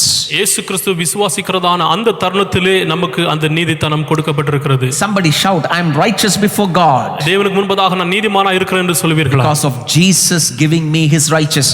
ஏனென்றால் இயேசு கிறிஸ்து அந்த நீதியை எனக்கு கொடுத்திருக்கிறார். This message needs to go out loud and clear. இந்த செய்தி மிகவும் உயர்த்த சத்தமாகவும் சரியான முறையில் கடந்து செல்ல வேண்டும். I am not good enough. நான் அதற்கு என்று தகுதியானவன் அல்ல. My virtues are not good enough. என்னுடைய நீதித்தனம் கூட அதற்கான தகுதியானது அல்ல. The world and its message is not good enough. இந்த உலகம் அதிலுள்ள செய்திகளும் அதற்கு போதுமானது அல்ல. Only good that can come to man is the righteousness of Christ. ஒரே ஒரு நீதித்தனம் நன்மைத்தனம் தேவனிடம் வருகிறது என்று சொன்னால் அது தேவனிடத்திலிருந்து மாத்திரமே வருகிற அந்த நீதித்தனம். Hallelujah. Hallelujah. Praise the Lord. Amen. So when we believe in Jesus, we are given the righteousness of Christ. எனவே நாம் இயேசு கிறிஸ்துவை விசுவாசிக்கிறதான போது அந்த நீதிமானான ஒரு வாழ்க்கையை அவர் கொடுத்திருக்கிறார். That is positional righteousness. அது நமக்கு நிலையரங்கமான ஒரு நீதித்தனம். Then we being the children of God, we need to practice practical righteousness. ஆனால் தேவனுடையதான பிள்ளைகளாக இருக்கிறதான போது செயல்படுத்த வேண்டியதான அந்த நீதித்தனத்தை நாம் செயல்படுத்த வேண்டும். Amen. That we need to work. அதற்கு நாம் செயல்பட வேண்டும். And that's where Jesus is interpreting the law for us. அதற்காக தான் இயேசு கிறிஸ்து அந்த நியாயப்பிரமாணத்தை விளக்கி சொல்லுகிறார். Are you ready for this? அதற்கு நீங்கள் ஆயத்தமுள்ளவர்களாக See இருக்கிறீர்களா? how Jesus is telling you practice that righteousness. எப்படி நீங்கள் அதை நடைமுறைப்படுத்த வேண்டும் என்கிறதை இயேசு கிறிஸ்து எப்படி விளக்கி உரைக்கிறார் பாருங்கள். Matthew 5:21. மத்தேயு 5:21 கொலை செய்யாதிருப்பாயாக என்பதும் கொலை செய்கிறவன் நியாய தீர்ப்புக்கு ஏதுவாய் இருக்கிறான் என்பதும் பூர்வத்தாருக்கு உரைக்கப்பட்டது என்று கேள்விப்பட்டிருக்கிறீர்கள். So the Old Testament law says, do not commit murder. பழைய ஏற்பாட்டு நியாயப்பிரமாணம் சொல்லுகிறது கொலை செய்யாதிருப்பாயாக. We all agree that none of us will go and commit murder to somebody. நாம் இதை ஒத்துக்கொள்கிறவர்களாக இருக்கிறோம். யாருமே கொலை செய்கிறதற்கு போகிறதில்லை. Given a chance, none of us will murder anybody. நமக்கு ஒரு வாய்ப்பை கொடுத்தால் கூட நாம் யாரையுமே கொலை செய்ய மாட்டோம். But do you know Jesus is getting a little deeper into that? ஆனால் இயேசு கிறிஸ்து இதிலே சிறிது ஆழமாக செல்லுகிறார் என்பது உங்களுக்கு தெரியுமா? In verse 22 Jesus says, 22வது வசனத்தில் இயேசு சொல்லுகிறார், நான் உங்களுக்கு சொல்லுகிறேன், தன் சகோதரனை நியாயமில்லாமல் கோபித்துக் கொள்பவன் நியாய தீர்ப்புக்கு ஏதுவாய் இருக்கிறான். தன் சகோதரனை வீணன் என்று சொல்லுகிறவன் ஆலோசனை சங்கத்திற்கு ஏதுவாய் இருப்பான். மூடனே என்று சொல்லுகிறவன் எரி நரகத்துக்கு ஏதுவாய் இருப்பான். So if you are angry with your brother, you are guilty of committing murder. நீங்கள் உங்களுடைய சகோதரனிடத்திலே ஒரு கோபப்படுகிறவர்களாக இருக்கிறீர்கள் என்று சொன்னால் நீங்கள் அந்த கொலை செய்கிறதற்கு சமமானவர்களாக இருக்கிறீர்கள். Speak that your brother is Raka. Raka means empty-minded or no-brain man. நீங்கள் உங்களுடைய சகோதரனை ராக்கா என்று சொல்லுகிற அந்த வார்த்தை புத்தி இல்லாதவன் என்று சொல்லுகிறதான ஒரு வார்த்தையோடு சொன்னால் கூட அப்படிதான். Or you call your friend or brother a fool. உங்களுடைய சகோதரனையோ உங்களுடைய நண்பர்களையோ நீங்கள் முட்டாள் என்று சொல்லுவீர்கள் என்றால் கூட you have committed murder and you are in danger of hellfire. நீங்கள் அங்கே கொலை செய்தவர்களாக இருக்கிறீர்கள். நீங்கள் அங்கு ஒரு அபாயகரமான சூழலிலும் இருக்கிறீர்கள். So how is Jesus getting deeper into the Old Testament law? எப்படி இயேசு கிறிஸ்து அந்த பழைய ஏற்பாட்டினுடையதான நியாயப்பிரமாணங்களை மிகவும் ஆழமாக எடுத்துரைக்கிறார்? No, you talk something to damage somebody's reputation, you harbor that anger against somebody, you are jealous of somebody and you talk bad about somebody, God is counting us guilty of murder. சிலருடையதான பேரையை நீங்கள் சேதப்படுத்துவதற்காக அல்லது பிறருக்கு எதிராக எழும்புகிறதோ பிறருக்கு தீமை செய்கிறதுக்கு எதிரான காரியங்களை நீங்கள் செய்கிறவர்களாக இருக்கிறீர்கள் கூட தேவனுடைய சமூகத்திலே அது கொலை செய்கிறதை போன்றது. Now for the Pharisees, only when they commit the act of murder is murder, and they could harbor hatred and anger and gossip and slander against somebody.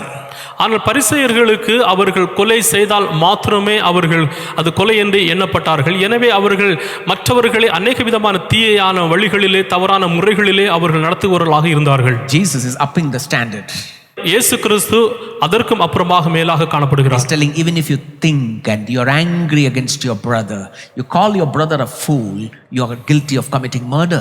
அவர் சொல்லுகிறார், நீங்கள் அதை பற்றி நினைத்தாலோ அல்லது உங்களுடைய சகோதரனுக்கு எதிராக எழும்பினாலோ அவர்கள் ஒரு முட்டாள் போன்றதான வார்த்தைகளை பயன்படுத்தி நீங்கள் சொன்னால் கூட நீங்கள் ஏற்கனவே அந்த கொலையிலே செய்து விட்டீர்கள். And then Jesus is telling in verse 23 and 24, அதற்கு அப்புறமாக 23 24 வசனத்தில் இயேசு சொல்லுகிறார், ஆகையால் நீ பலி பீடத்தினிடத்தில் உன் காணிக்கையை செலுத்த வந்து உன் பேரில் உன் சகோதரனுக்கு குறை உண்டென்று அங்கு நினைவு கூறுவாயாகில் அங்கே தானே பலிபீடத்தின் முன் உன் காணிக்கையை வைத்துவிட்டு போய் முன்பு உன் சகோதரனோட ஒப்புரவாகி பின்பு வந்து உன் காணிக்கைகளை செலுத்து.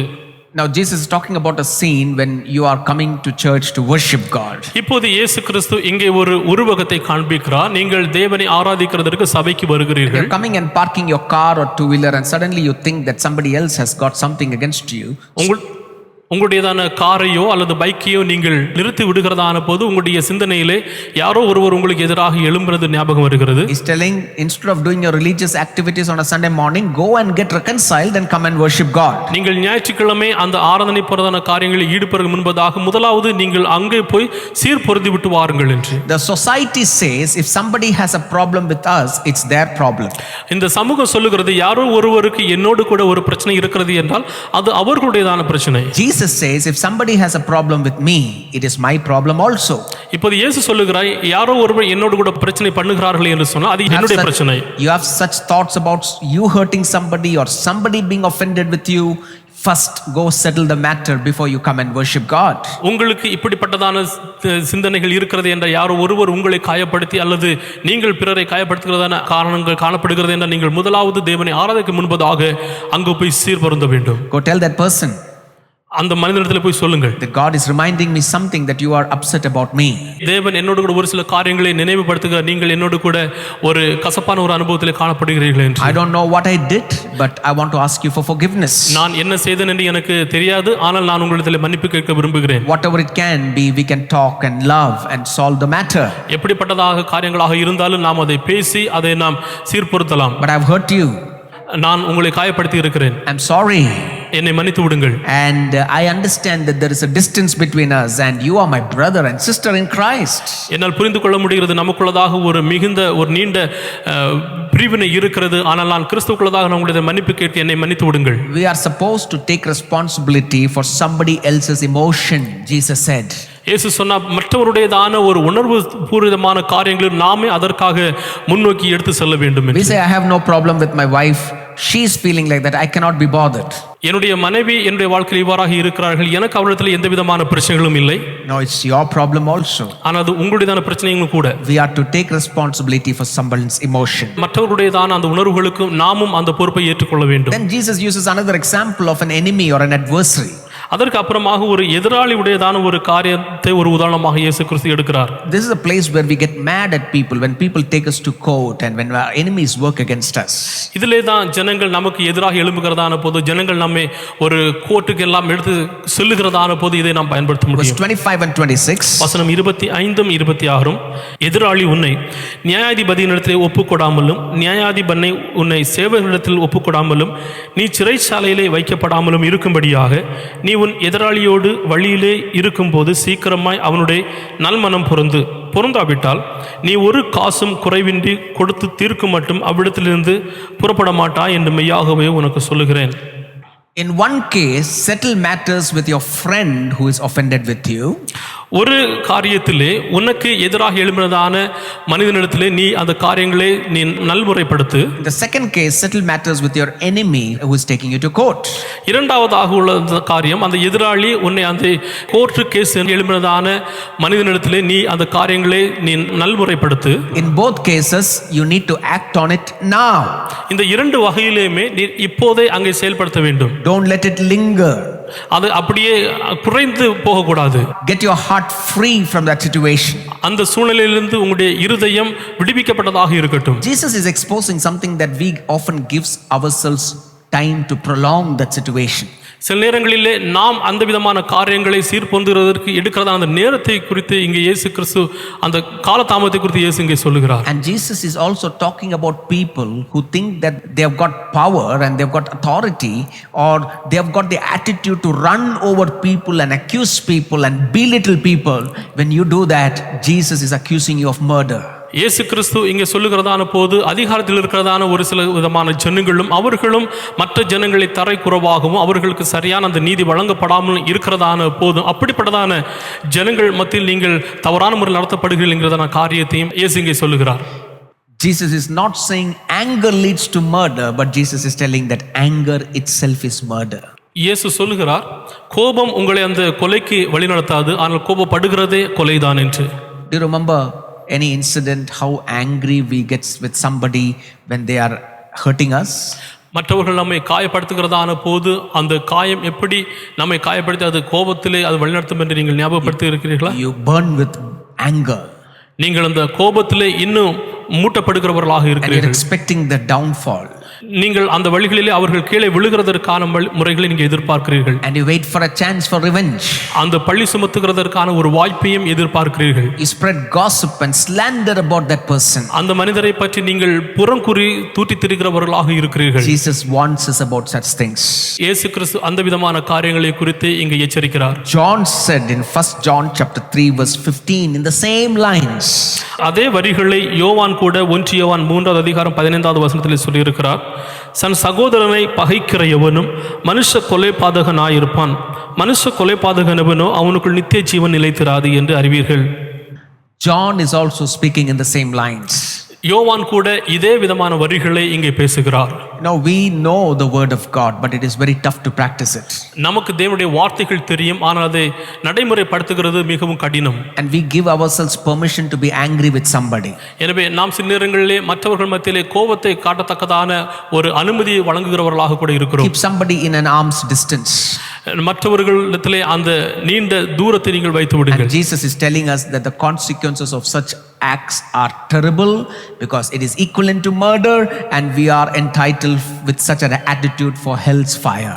அந்த விதமான காரியங்கள் எல்லாம் மிகவும் கொடுமையானதாக காணப்படுகிறது, அவைகள் கொலைக்கு சமமானதாக இருக்கிறது. அந்த விதமான காரியங்கள் நரகத்திலே போடப்படும் என்று சொல்கிறார். You need to take a stand if you hurt somebody or somebody has some offense with you. யாரோ ஒருவர் உங்களை காயப்படுத்தினாலும் நீங்கள் மற்றவர்களை காயப்படுத்தினால் நீங்களே அதற்கென்று முழு பொறுப்பை எடுத்து நடைமுறைப்படுத்த வேண்டும். You may tell me, Pastor, I have settled with somebody, but they are not ready for reconciliation. நீங்கள் ஒருவேளை சொல்ல, நான் மற்றவர்களிடத்திலே அந்த காரியத்தை நான் சீர் பொருந்தி இருக்கிறேன், ஆனால் அவர்கள் அந்த சீர் பொருந்துகிறதான தன்மைக்கு வரவில்லை என்று. Listen, honestly before God, if you have gone to that person and humbled yourself and said, I'm sorry, and that person is really not cooperating with that, then commit that over to the Lord's hands and then you move on. உண்மையாகவே நீங்கள் அந்த மனிதனிடத்திலே போய் என்னை மன்னித்துவிடு என்று சொல்லி இருக்கிறீர்களே என்று சொன்னால், அந்த நேரத்திலும் அந்த மனிதன் அதை ஏற்றுக்கொள்கிறதற்கு தயாராக இல்லாத நிலைமையில் இருந்தானே என்று சொன்னால், நீங்கள் தேவனிடத்திலே சொல்லுங்கள், ஆண்டவரே நான் என்னுடைய முயற்சி எடுத்திருக்கேன் என்று தேவனிடத்தில் முழுமையாக சமர்ப்பியுங்கள். And don't hold that anger in your heart. அந்த விதமான கோபங்களே மறுபடியும் உங்களுடைய இருதயத்தில் நீங்கள் இருக்க பிடிக்க வேண்டாம். Paul says in Romans chapter 12 verse 17 and 18, ரோமர் 12வது அதிகாரம் 17வது வசனமும் 18வது வசனத்திலும் பவுல் சொல்லுகிறார், ஒருவனும் தீமைக்கு தீமை செய்யாதிருங்கள், எல்லா மனுஷருக்கு முன்பதாக யோக்கியமானவைகளை செய்ய நாடுங்கள், கூடுமானால் உங்களாலான மட்டும் எல்லா மனுஷரோடும் சமாதானமாய் இருங்கள். So Paul says it always does not depend on you. Pavul சொல்லுகிறார், இது எப்போதுமே உங்களை நீங்கள் சார்ந்திருக்கிறது அல்ல. True reconciliation means two parties coming together. உண்மையான ஒரு சீர் பொருந்துதல் என்றால் என்ன என்றால், இரண்டு விதமான பகுதியில் உள்ள மனிதர்களும் அவர்கள் ஒன்றாக இணைந்து வருகிறது. So we try, if they are not cooperating, we release it into the hands of God and take away that anger. அவர்கள் அதற்கு ஒத்து வரவில்லை என்று சொன்னால் நாம் அதை தேவனுடைய சமூகத்திலே ஒப்பு கொடுத்து அந்த கோபத்தை நாம் அப்படியே மாற்றி விடுவோம். And if you are holding something against somebody, or if somebody of you feels that someone is hurt with you, today is the time for reconciliation. ஆனால் ஒருவேளை நீங்கள் மற்றவர்கள் உங்களுடைய வாழ்க்கையிலே காயப்படுத்தின அந்த காயங்களையோ அல்லது நீங்கள் காயப்படுத்தின அந்த காயங்களையோ நீங்கள் உங்களுடைய மனதிலே நீங்கள் வைத்துக் கொள்கிறீர்கள் என்று சொன்னால், இன்றைக்கு அந்த சீர் பொருந்துகிறதற்கான நேரம். See how Jesus is going from the act of committing a murder to the heart of murder. கொலை செய்கிறதற்கான ஒரு அனுபவத்திலிருந்து கொலையான அந்த இருதயத்தை நோக்கி எப்படி இயேசு செல்லுகிறார் என்று பாருங்கள். Secondly, Jesus telling, do not commit adultery. இரண்டாவதாக இயேசு சொல்லுகிறார், விபச்சாரம் செய்யாதிருப்பாயாக. Verse 27. வசனம் 27. This is the seventh commandment in Exodus chapter 20 verse 14. யாத்திரையாகமம் 20:40 உள்ளதான 7வது கட்டளையாகவும் இது காணப்படுகிறது. Adultery is a sexual relationship between a married person and somebody other than his or her spouse. விபச்சாரம் என்பது ஒரு திருமணமான நபருக்கும் அவரது மனைவியை தவிர வேறு ஒருவரோடு இணைக்கப்படுகிறதான ஒரு பாலியல் நடவடிக்கை. This is what Jews believe to be adultery, and this is what we believe to be adultery. இதுதான் யூதர்களும் விபச்சாரம் என்று நம்பினார்கள், அதை தான் நாமும் விபச்சாரம் என்று நம்புகிறோம். But Jesus is taking the meaning of adultery into a very high level. ஆனால் இயேசு கிறிஸ்து அந்த விபச்சாரத்தினுடையதான அந்த அர்த்தத்தை ஒரு உயர்ந்த விதமான நிலையிலே அவர் எடுத்து செல்லுகிறார். Verse 28. வசனம் 28, நான் உங்களுக்கு சொல்லுகிறேன், ஒரு ஸ்திரியை இச்சையோடு பார்க்கிறவன் எவனும் தன் இருதயத்திலே அவளோடு கூட விபச்சாரம் செய்தாயிற்று. So Jesus is telling, when you look at a woman lustfully, you have already committed adultery in your heart. இயேசு கிறிஸ்து சொல்லுகிறார், ஒரு ஸ்திரியை நீங்கள் ஒரு இச்சையோடு பார்த்தீர்கள் என்று சொன்னால் கூட ஏற்கனவே நீங்கள் விபச்சாரத்துக்குள் ஆகிவிட்டீர்கள். So it is not wrong to look at a woman, ஒரு ஸ்திரியை பார்க்கிறது தவறல்ல, but the lustful look is the problem. ஆனால் இச்சையோடு பார்க்கிறது ஒரு பிரச்சனை. Come to James chapter 1 verse 14 to 15. யாக்கோபு 1வது அதிகாரம் 14வது வசனமும் 15வது வசனத்திற்கு வாருங்கள். அவனவன் தன் சுய இச்சையினாலே இழுக்கப்பட்டு சிக்குண்டு சோதிக்கப்படுகிறான், பின்பு இச்சையானது கற்பம் தரித்து பாவத்தை பிறப்பிக்கும், பாவம் பூரணமாகும் போது மரணத்தை பிறப்பிக்கும். So we are enticed by our evil desire. நாம் நம்முடைய சுய இச்சையினாலே இழுக்கப்பட்டிருக்கிறோம். And when it is grown up, it gives birth to sin. அது வளர்கிறதான போது பாவத்தை அது கற்பம் தருகிறது. Looking at something is not wrong. We always in this world, our eyes will fall on many things. சிலவற்றை பார்க்கிறது தவறில்லை, எப்போதுமே இந்த உலகத்தில் நம்முடைய கண்கள் சிலவற்றை உற்று நோக்கும். But if that look is desired and it conceives in us, our heart will move to that place, and there is where adultery happens. ஆனால் அந்த பார்வை நம்முடைய ஆசையோடு கூட அது ஒத்துப்போய் அந்த இடத்தை உற்று பார்க்கிறது என்று சொன்னால் அது அங்கே பாவத்தை தரிக்கிறதாக இருக்கும். A lot of examples of lust in the Bible. வேதத்திலே அந்த இச்சைக்கு அநேக விதமான உதாரணங்கள் காணப்படுகிறது. Once King David was on the rooftop of his palace when the country was in war. ஒரு முறை தாவீது ராஜா அந்த தேசம் யுத்தத்திலே காணப்படுகிறதான போது தன்னுடையதான அந்த அரண்மனை மேல் வீட்டறையிலே காணப்படுகிறார். And the palace is so well built that you could have a good look at the city of Jerusalem. அந்த அரண்மனை மிகவும் அதிகமான முறையில் அது கட்டியெழுப்பப்பட்டதாக இருக்கிறது. அங்கிருந்து அந்த எருசலேம் முழுவதையும் பார்க்கலாம். And as he was looking at Jerusalem, he looked down and there were small settlements of people around the palace, and there was a woman bathing called Bathsheba. அங்கே அந்த அரண்மனையை இருந்து எருசலேம் முழுவதும் சுற்றி பார்க்கிறதான போது அங்கே கீழே ஒரு சில கூட்டத்தான ஜனங்கள் காணப்படுகிறார்கள். அங்கே ஒரு பெர்சிபா என்று சொல்லுகிறதான ஸ்திரீ அங்கே குளித்துக் கொண்டிருக்கிறார். And his eyes suddenly looks at it.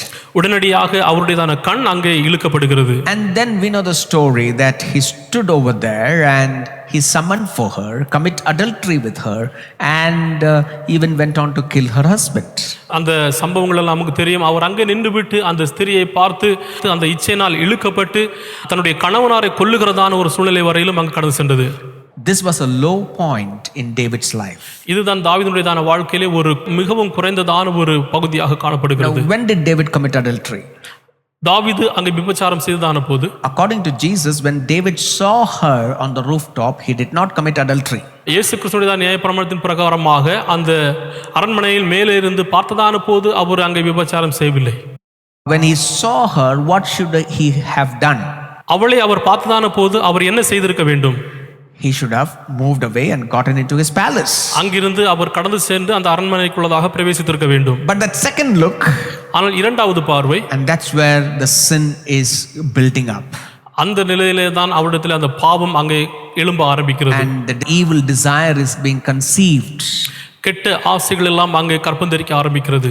And even before he committed adultery with her in the bed, he committed adultery with her in the mind. That's what Jesus is telling. படுக்கையிலே அவர் விபச்சாரம் செய்கிறது முன்பதாகவே அந்த இச்சைகள் மூலமாக ஏற்கனவே விபச்சாரம் செய்து விட்டார். And Jesus has kept a high standard for moral living. எனவே ஒழுக்க வீதமான அந்த வாழ்க்கைகளுக்கு மிக உயர்ந்ததான ஒரு பகுதியை இயேசு கிறிஸ்து வைத்திருக்கிறார். Put it in today's standards. இன்றைக்குள்ளதான வாழ்க்கையிலே நீங்கள் நடைமுறைப்படுத்தி Like பாருங்கள். David, we all come across many things that we see in our eyes. தாவீதை போல நம்முடைய கண்கள் மூலமாக பார்க்கிறதான அநேக காரியங்களில் நாம் கடந்து வருகிறோம். And we must understand that we need to be quickly moving out of such sights. நாம் ஒன்றை புரிந்து கொள்ள வேண்டும், அந்த பார்வையிலிருந்து உடனடியாகவே நாம் கடந்து செல்கிறவர்களாக இருக்க Because வேண்டும். there is a connection with what we see and what we do. நாம் என்ன பார்க்கிறோமோ அதிலிருந்து நாம் என்ன செய்கிறோம் என்பதற்கு அங்கே ஒரு தொடர்புடையதாக இருக்கிறது. Come to Job chapter 31. Now Job is giving a wonderful advice for us over here. யோபு 31வது அதிகாரத்தின் நேராக வாருங்கள். யோபு ஒரு முக்கியமான ஒரு உதாரணத்தை இங்கே நமக்கு கற்றுக் கொடுக்கிறார். Verse 1. வசனம் 1. யோபு 31 வசனம் 1. என் கண்களோடு உடன்படிக்கை பண்ணின நான் ஒரு கன்னிகையின் மேல் நினைப்பதாய் இருப்பது எப்படி? Job is not telling that I will not look at a woman, but he is telling I will not look lustfully at a young woman. யோபு இங்கே நான் ஒரு ஸ்திரியை பார்க்க மாட்டேன் என்று சொல்லவில்லை, ஆனால் அவர்கள் இச்சையோடு பார்க்க மாட்டேன் என்று சொல்லுகிறார். In verse 7, Job says, வசனம் 7 யோபு சொல்லுகிறார், if my heart has been led by my eyes.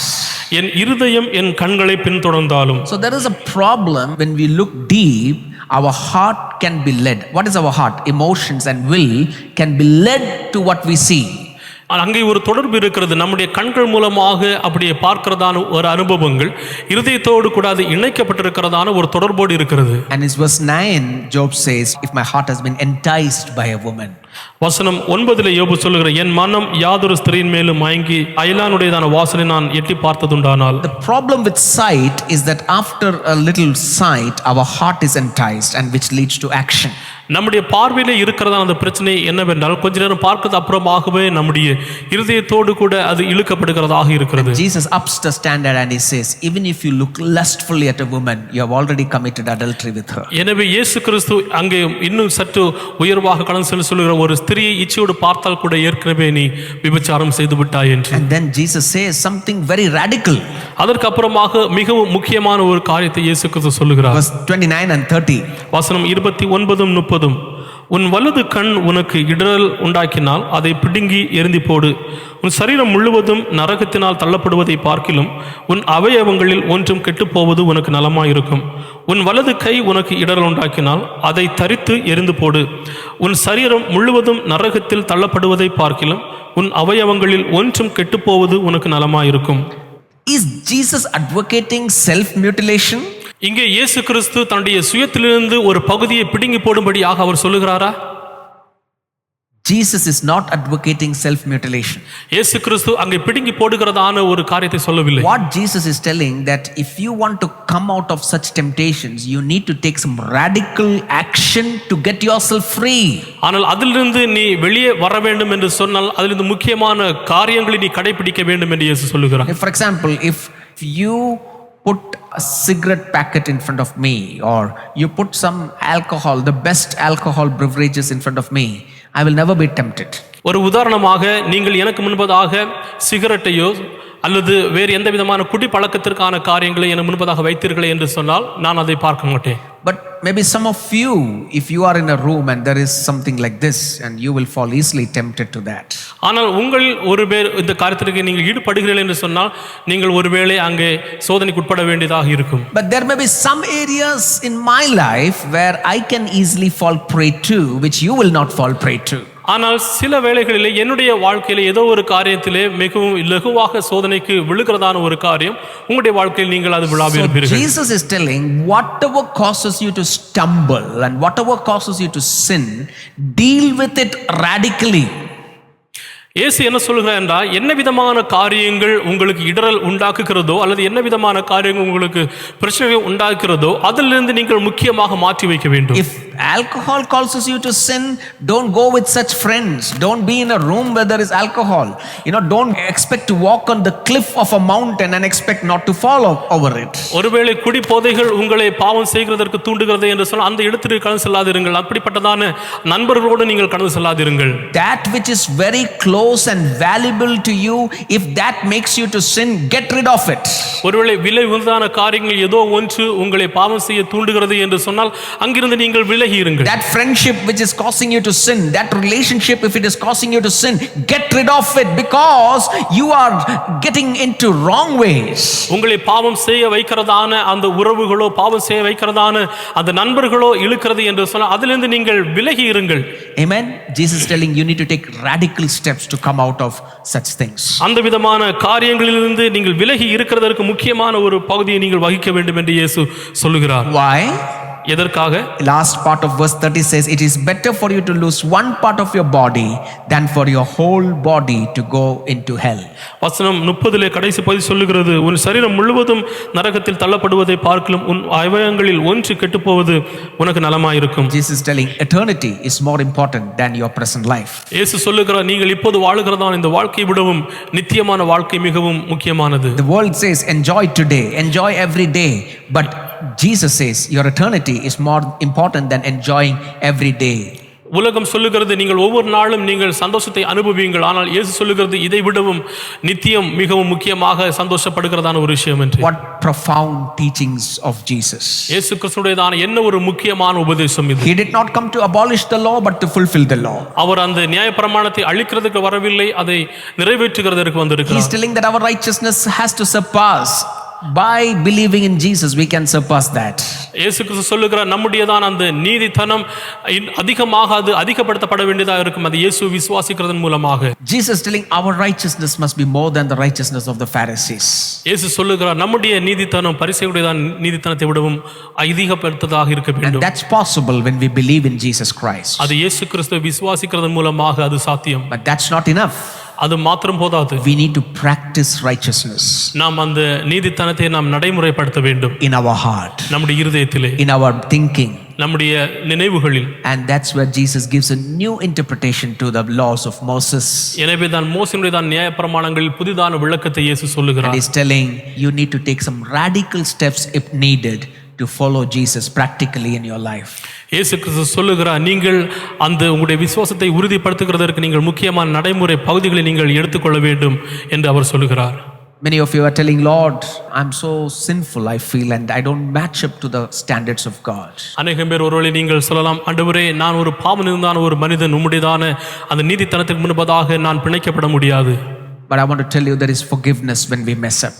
ஆனால் நம்முடைய குழப்பங்களின் மத்தியில் நமக்கு மன்னிப்பு இருக்கிறது என்று நான் சொல்லுகிறேன். In 2 Peter chapter 1 verse 3 and 4, 2 பேதுரு 1வது அதிகாரம் வசனம் 3-4, தம்முடைய மகிமையினாலும் காருண்யத்தினாலும் நம்மை அழைத்தவரை அறிகிற அறிவினாலே ஜீவனுக்கும் தேவ பக்திக்கும் வேண்டிய யாவற்றையும் அவருடைய திவ்ய வல்லமையானது நமக்கு தந்தருளினதும் அன்றி இச்சையினால் உலகத்திலுண்டான கேட்டுக்கு தப்பி திவ்ய சுபாவத்துக்கு பங்குள்ளவர்களாகும் பொருட்டு மகா மேன்மையுள்ள அருமையுமான வாக்குத்தத்தங்களும் அவைகளினாலே நமக்கு அருளப்பட்டிருக்கிறது. His divine power has given us everything we need to live a godly life. நாம் வாழுகிறதான இந்த வாழ்க்கைக்கு வாழத்தக்கதான தெய்வீகத்தனமான வாழ்க்கையை அவர் கொடுத்திருக்கிறவராக இருக்கிறார். When you believe Jesus Christ, the Holy Spirit has come and taken residence in you. இயேசு கிறிஸ்துவுக்காக நீங்கள் வாழுகிறதான போது பரிசுத்த ஆவியானவர் உங்களுக்குள் தங்குகிறவராக இருக்கிறார். You are not alone. நீங்கள் தனிமையானவர்கள் அல்ல. And with the power of the Holy Spirit you can overcome every sin in your life. பரிசுத்த ஆவியானவருடையதான உதவியின் மூலமாக உங்களுடைய வாழ்க்கையில் காணப்படுகிறதான எல்லா பாவங்களையும் மேற்கொள்ள முடியும். And when we sin, Ephesians 4:30, Paul says that do not grieve the Holy Spirit of God.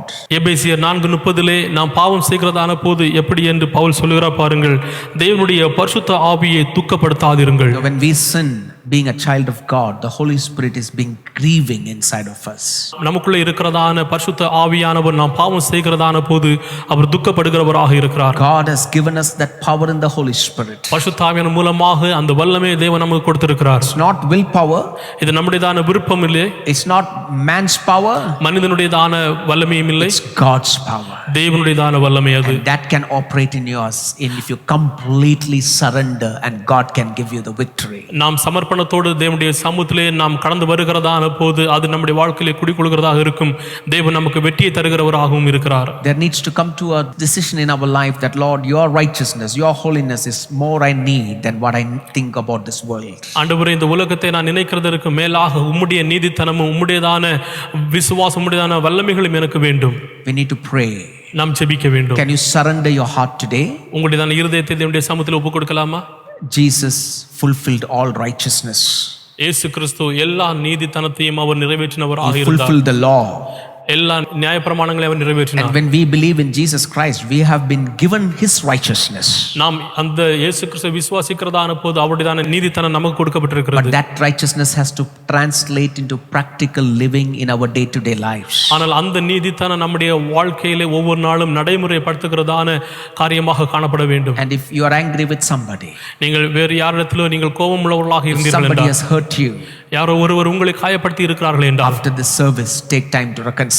இந்த ஆராதனைக்கு அப்புறமாக அது சீர்பொருந்தும்படியான நேரத்தை நீங்கள் எடுங்கள். If you are battling with sins, personal sins, secret sins, commit it to the hands of God. God can give you that power. நீங்கள் பாவத்தின் நிமித்தமும் ரகசியமான பாவத்தின் நிமித்தமும் நீங்கள் பாடுபடுகிறீர்கள் என்று சொன்னால் அந்த வாழ்க்கையை தேவனுடைய சமூகத்திலே அர்ப்பணியுங்கள். Can we pray? ஜெபிக்கலாமா? Father, we thank you for making me your child. ஆண்டவரே, உம்முடைய பிள்ளையாக என்னை மாற்றி இருக்கிறபடியால் ஸ்தோத்திரம். Lord, thank you for ministering to me with the words of Jesus. இயேசு கிறிஸ்துவின் வார்த்தைகள் மூலமாக என்னோடு இடைப்பட்டபடியால் ஸ்தோத்திரம். Yes, Lord, I am angry with this person. ஆண்டவரே, இந்த மனிதனோடு கூட நான் கோபம் உள்ளவனாக இருக்கிறேன். I am angry with this family. இந்த குடும்பத்தோடு கூட நான் கோபம் உள்ளவனாக இருக்கிறேன். I am angry with my own family members, Lord. என்னுடைய சொந்த குடும்பத்தின் மூலமாக நான் கோபப்படுகிறவனாக I இருக்கிறேன். surrender this thing to you.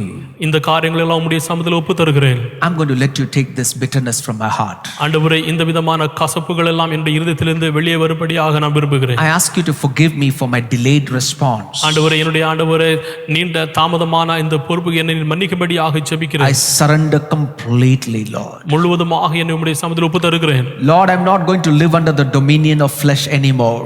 ஆண்டவரே, இந்த சரீரத்தின் இச்சையின் மூலமாக நான் வாழுகிறதற்கு விரும்பவில்லை. I cannot do this with my own power. என்னுடைய சொந்த வல்லமையின் மூலமாகவும் இதை செய்ய முடியாது. I need your help.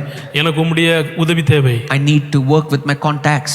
ஆண்டவரே, நட்புகள் வட்டாரத்தில் நான் செயல்படுவதற்கு உம்முடைய உதவி I need to வேண்டும். work with my relationships. என்னுடைய உறவுகளில் நான் ஆண்டவரே செயல்பட I வேண்டும். need to come to that level where I don't do that sin anymore. ஆண்டவரே, அந்த பாவத்தை செய்யாமல் இருக்கத்தக்கதான ஒரு பகுதிக்கு நான் கடந்து வர வேண்டும். I've been reading these passages for many times, ஆண்டவரே, அநேக முறை இந்த பகுதிகளை நான் படித்திருக்கிறேன். but I've not listened to you. ஆண்டவரே, ஆனால் இதற்கு நான் உமக்கு செவி கொடுக்கவில்லை. I tell others that I believe in the Bible, but sometimes my life is in disobedience to the word of God. மற்றவர்களிடத்தில் நான் சொல்லுகிறேன், நான் வேதத்தை படிக்கிறேன், ஆனால் சில நேரங்களில் என்னுடைய வாழ்க்கை தேவனுக்கு கீழ்ப்படியாத ஒரு அனுபவமாக இருக்கிறது. I'm sorry, Lord. என்னை மன்னியும் ஆண்டவரே. I'm going to start changing the things the way I am doing. ஆண்டவரே, நான் செய்கிறதான இந்த காரியங்களை எல்லாம் நான் மாற்ற I விரும்புகிறேன். change my will. என்னுடைய விருப்பங்களை மாற்றுகிறேன். I let you have your life in me. உம்முடைய வாழ்க்கை என்னுடைய வாழ்க்கையில I காணப்படுகிறது. give you the permission to change my heart. என்னுடைய இருதயத்தை மாற்றும்படியாக நான் அனுமதிக்கிறேன். Your spirit is already in me. உம்முடைய ஆவியானவர் ஏற்கனவே என்னோடு I'm இருக்கிறார். going to stop grieving the blessed Holy Spirit in me. ஆண்டவரே எனக்குள் இருக்கிறதான அந்த பரிசுத்த ஆவியானவர் நான் துக்கப்படுத்த மாட்டேன். And I will cooperate with you to renew a right spirit within me, Lord. ஆண்டவரே சரியான நீதியான ஆவி எனக்குள்ளதாக நீர் சீர்பொருந்தத்தக்கதாக நான் உம்மோடு கூட ஒத்துழைக்கிறேன். In Jesus' name. இயேசுவின் நாமத்தில். Amen. Amen. Can you give a clap offering to God? நம்முடைய கரங்களை தட்டி தேவனை I can see மகிமைப்படுத்துவோம். that release happening in your life. அந்த விடுதலை உங்களுடைய வாழ்க்கையில கடந்து வந்திருக்கிறது என்னால் பார்க்க Somebody முடிகிறது. shout an amen. ஹalleluya சொல்லாமா? Hallelujah. Hallelujah. Amen. Shall we pronounce the benediction? நாம் ஆசீர்வாதம் கூறலாம்.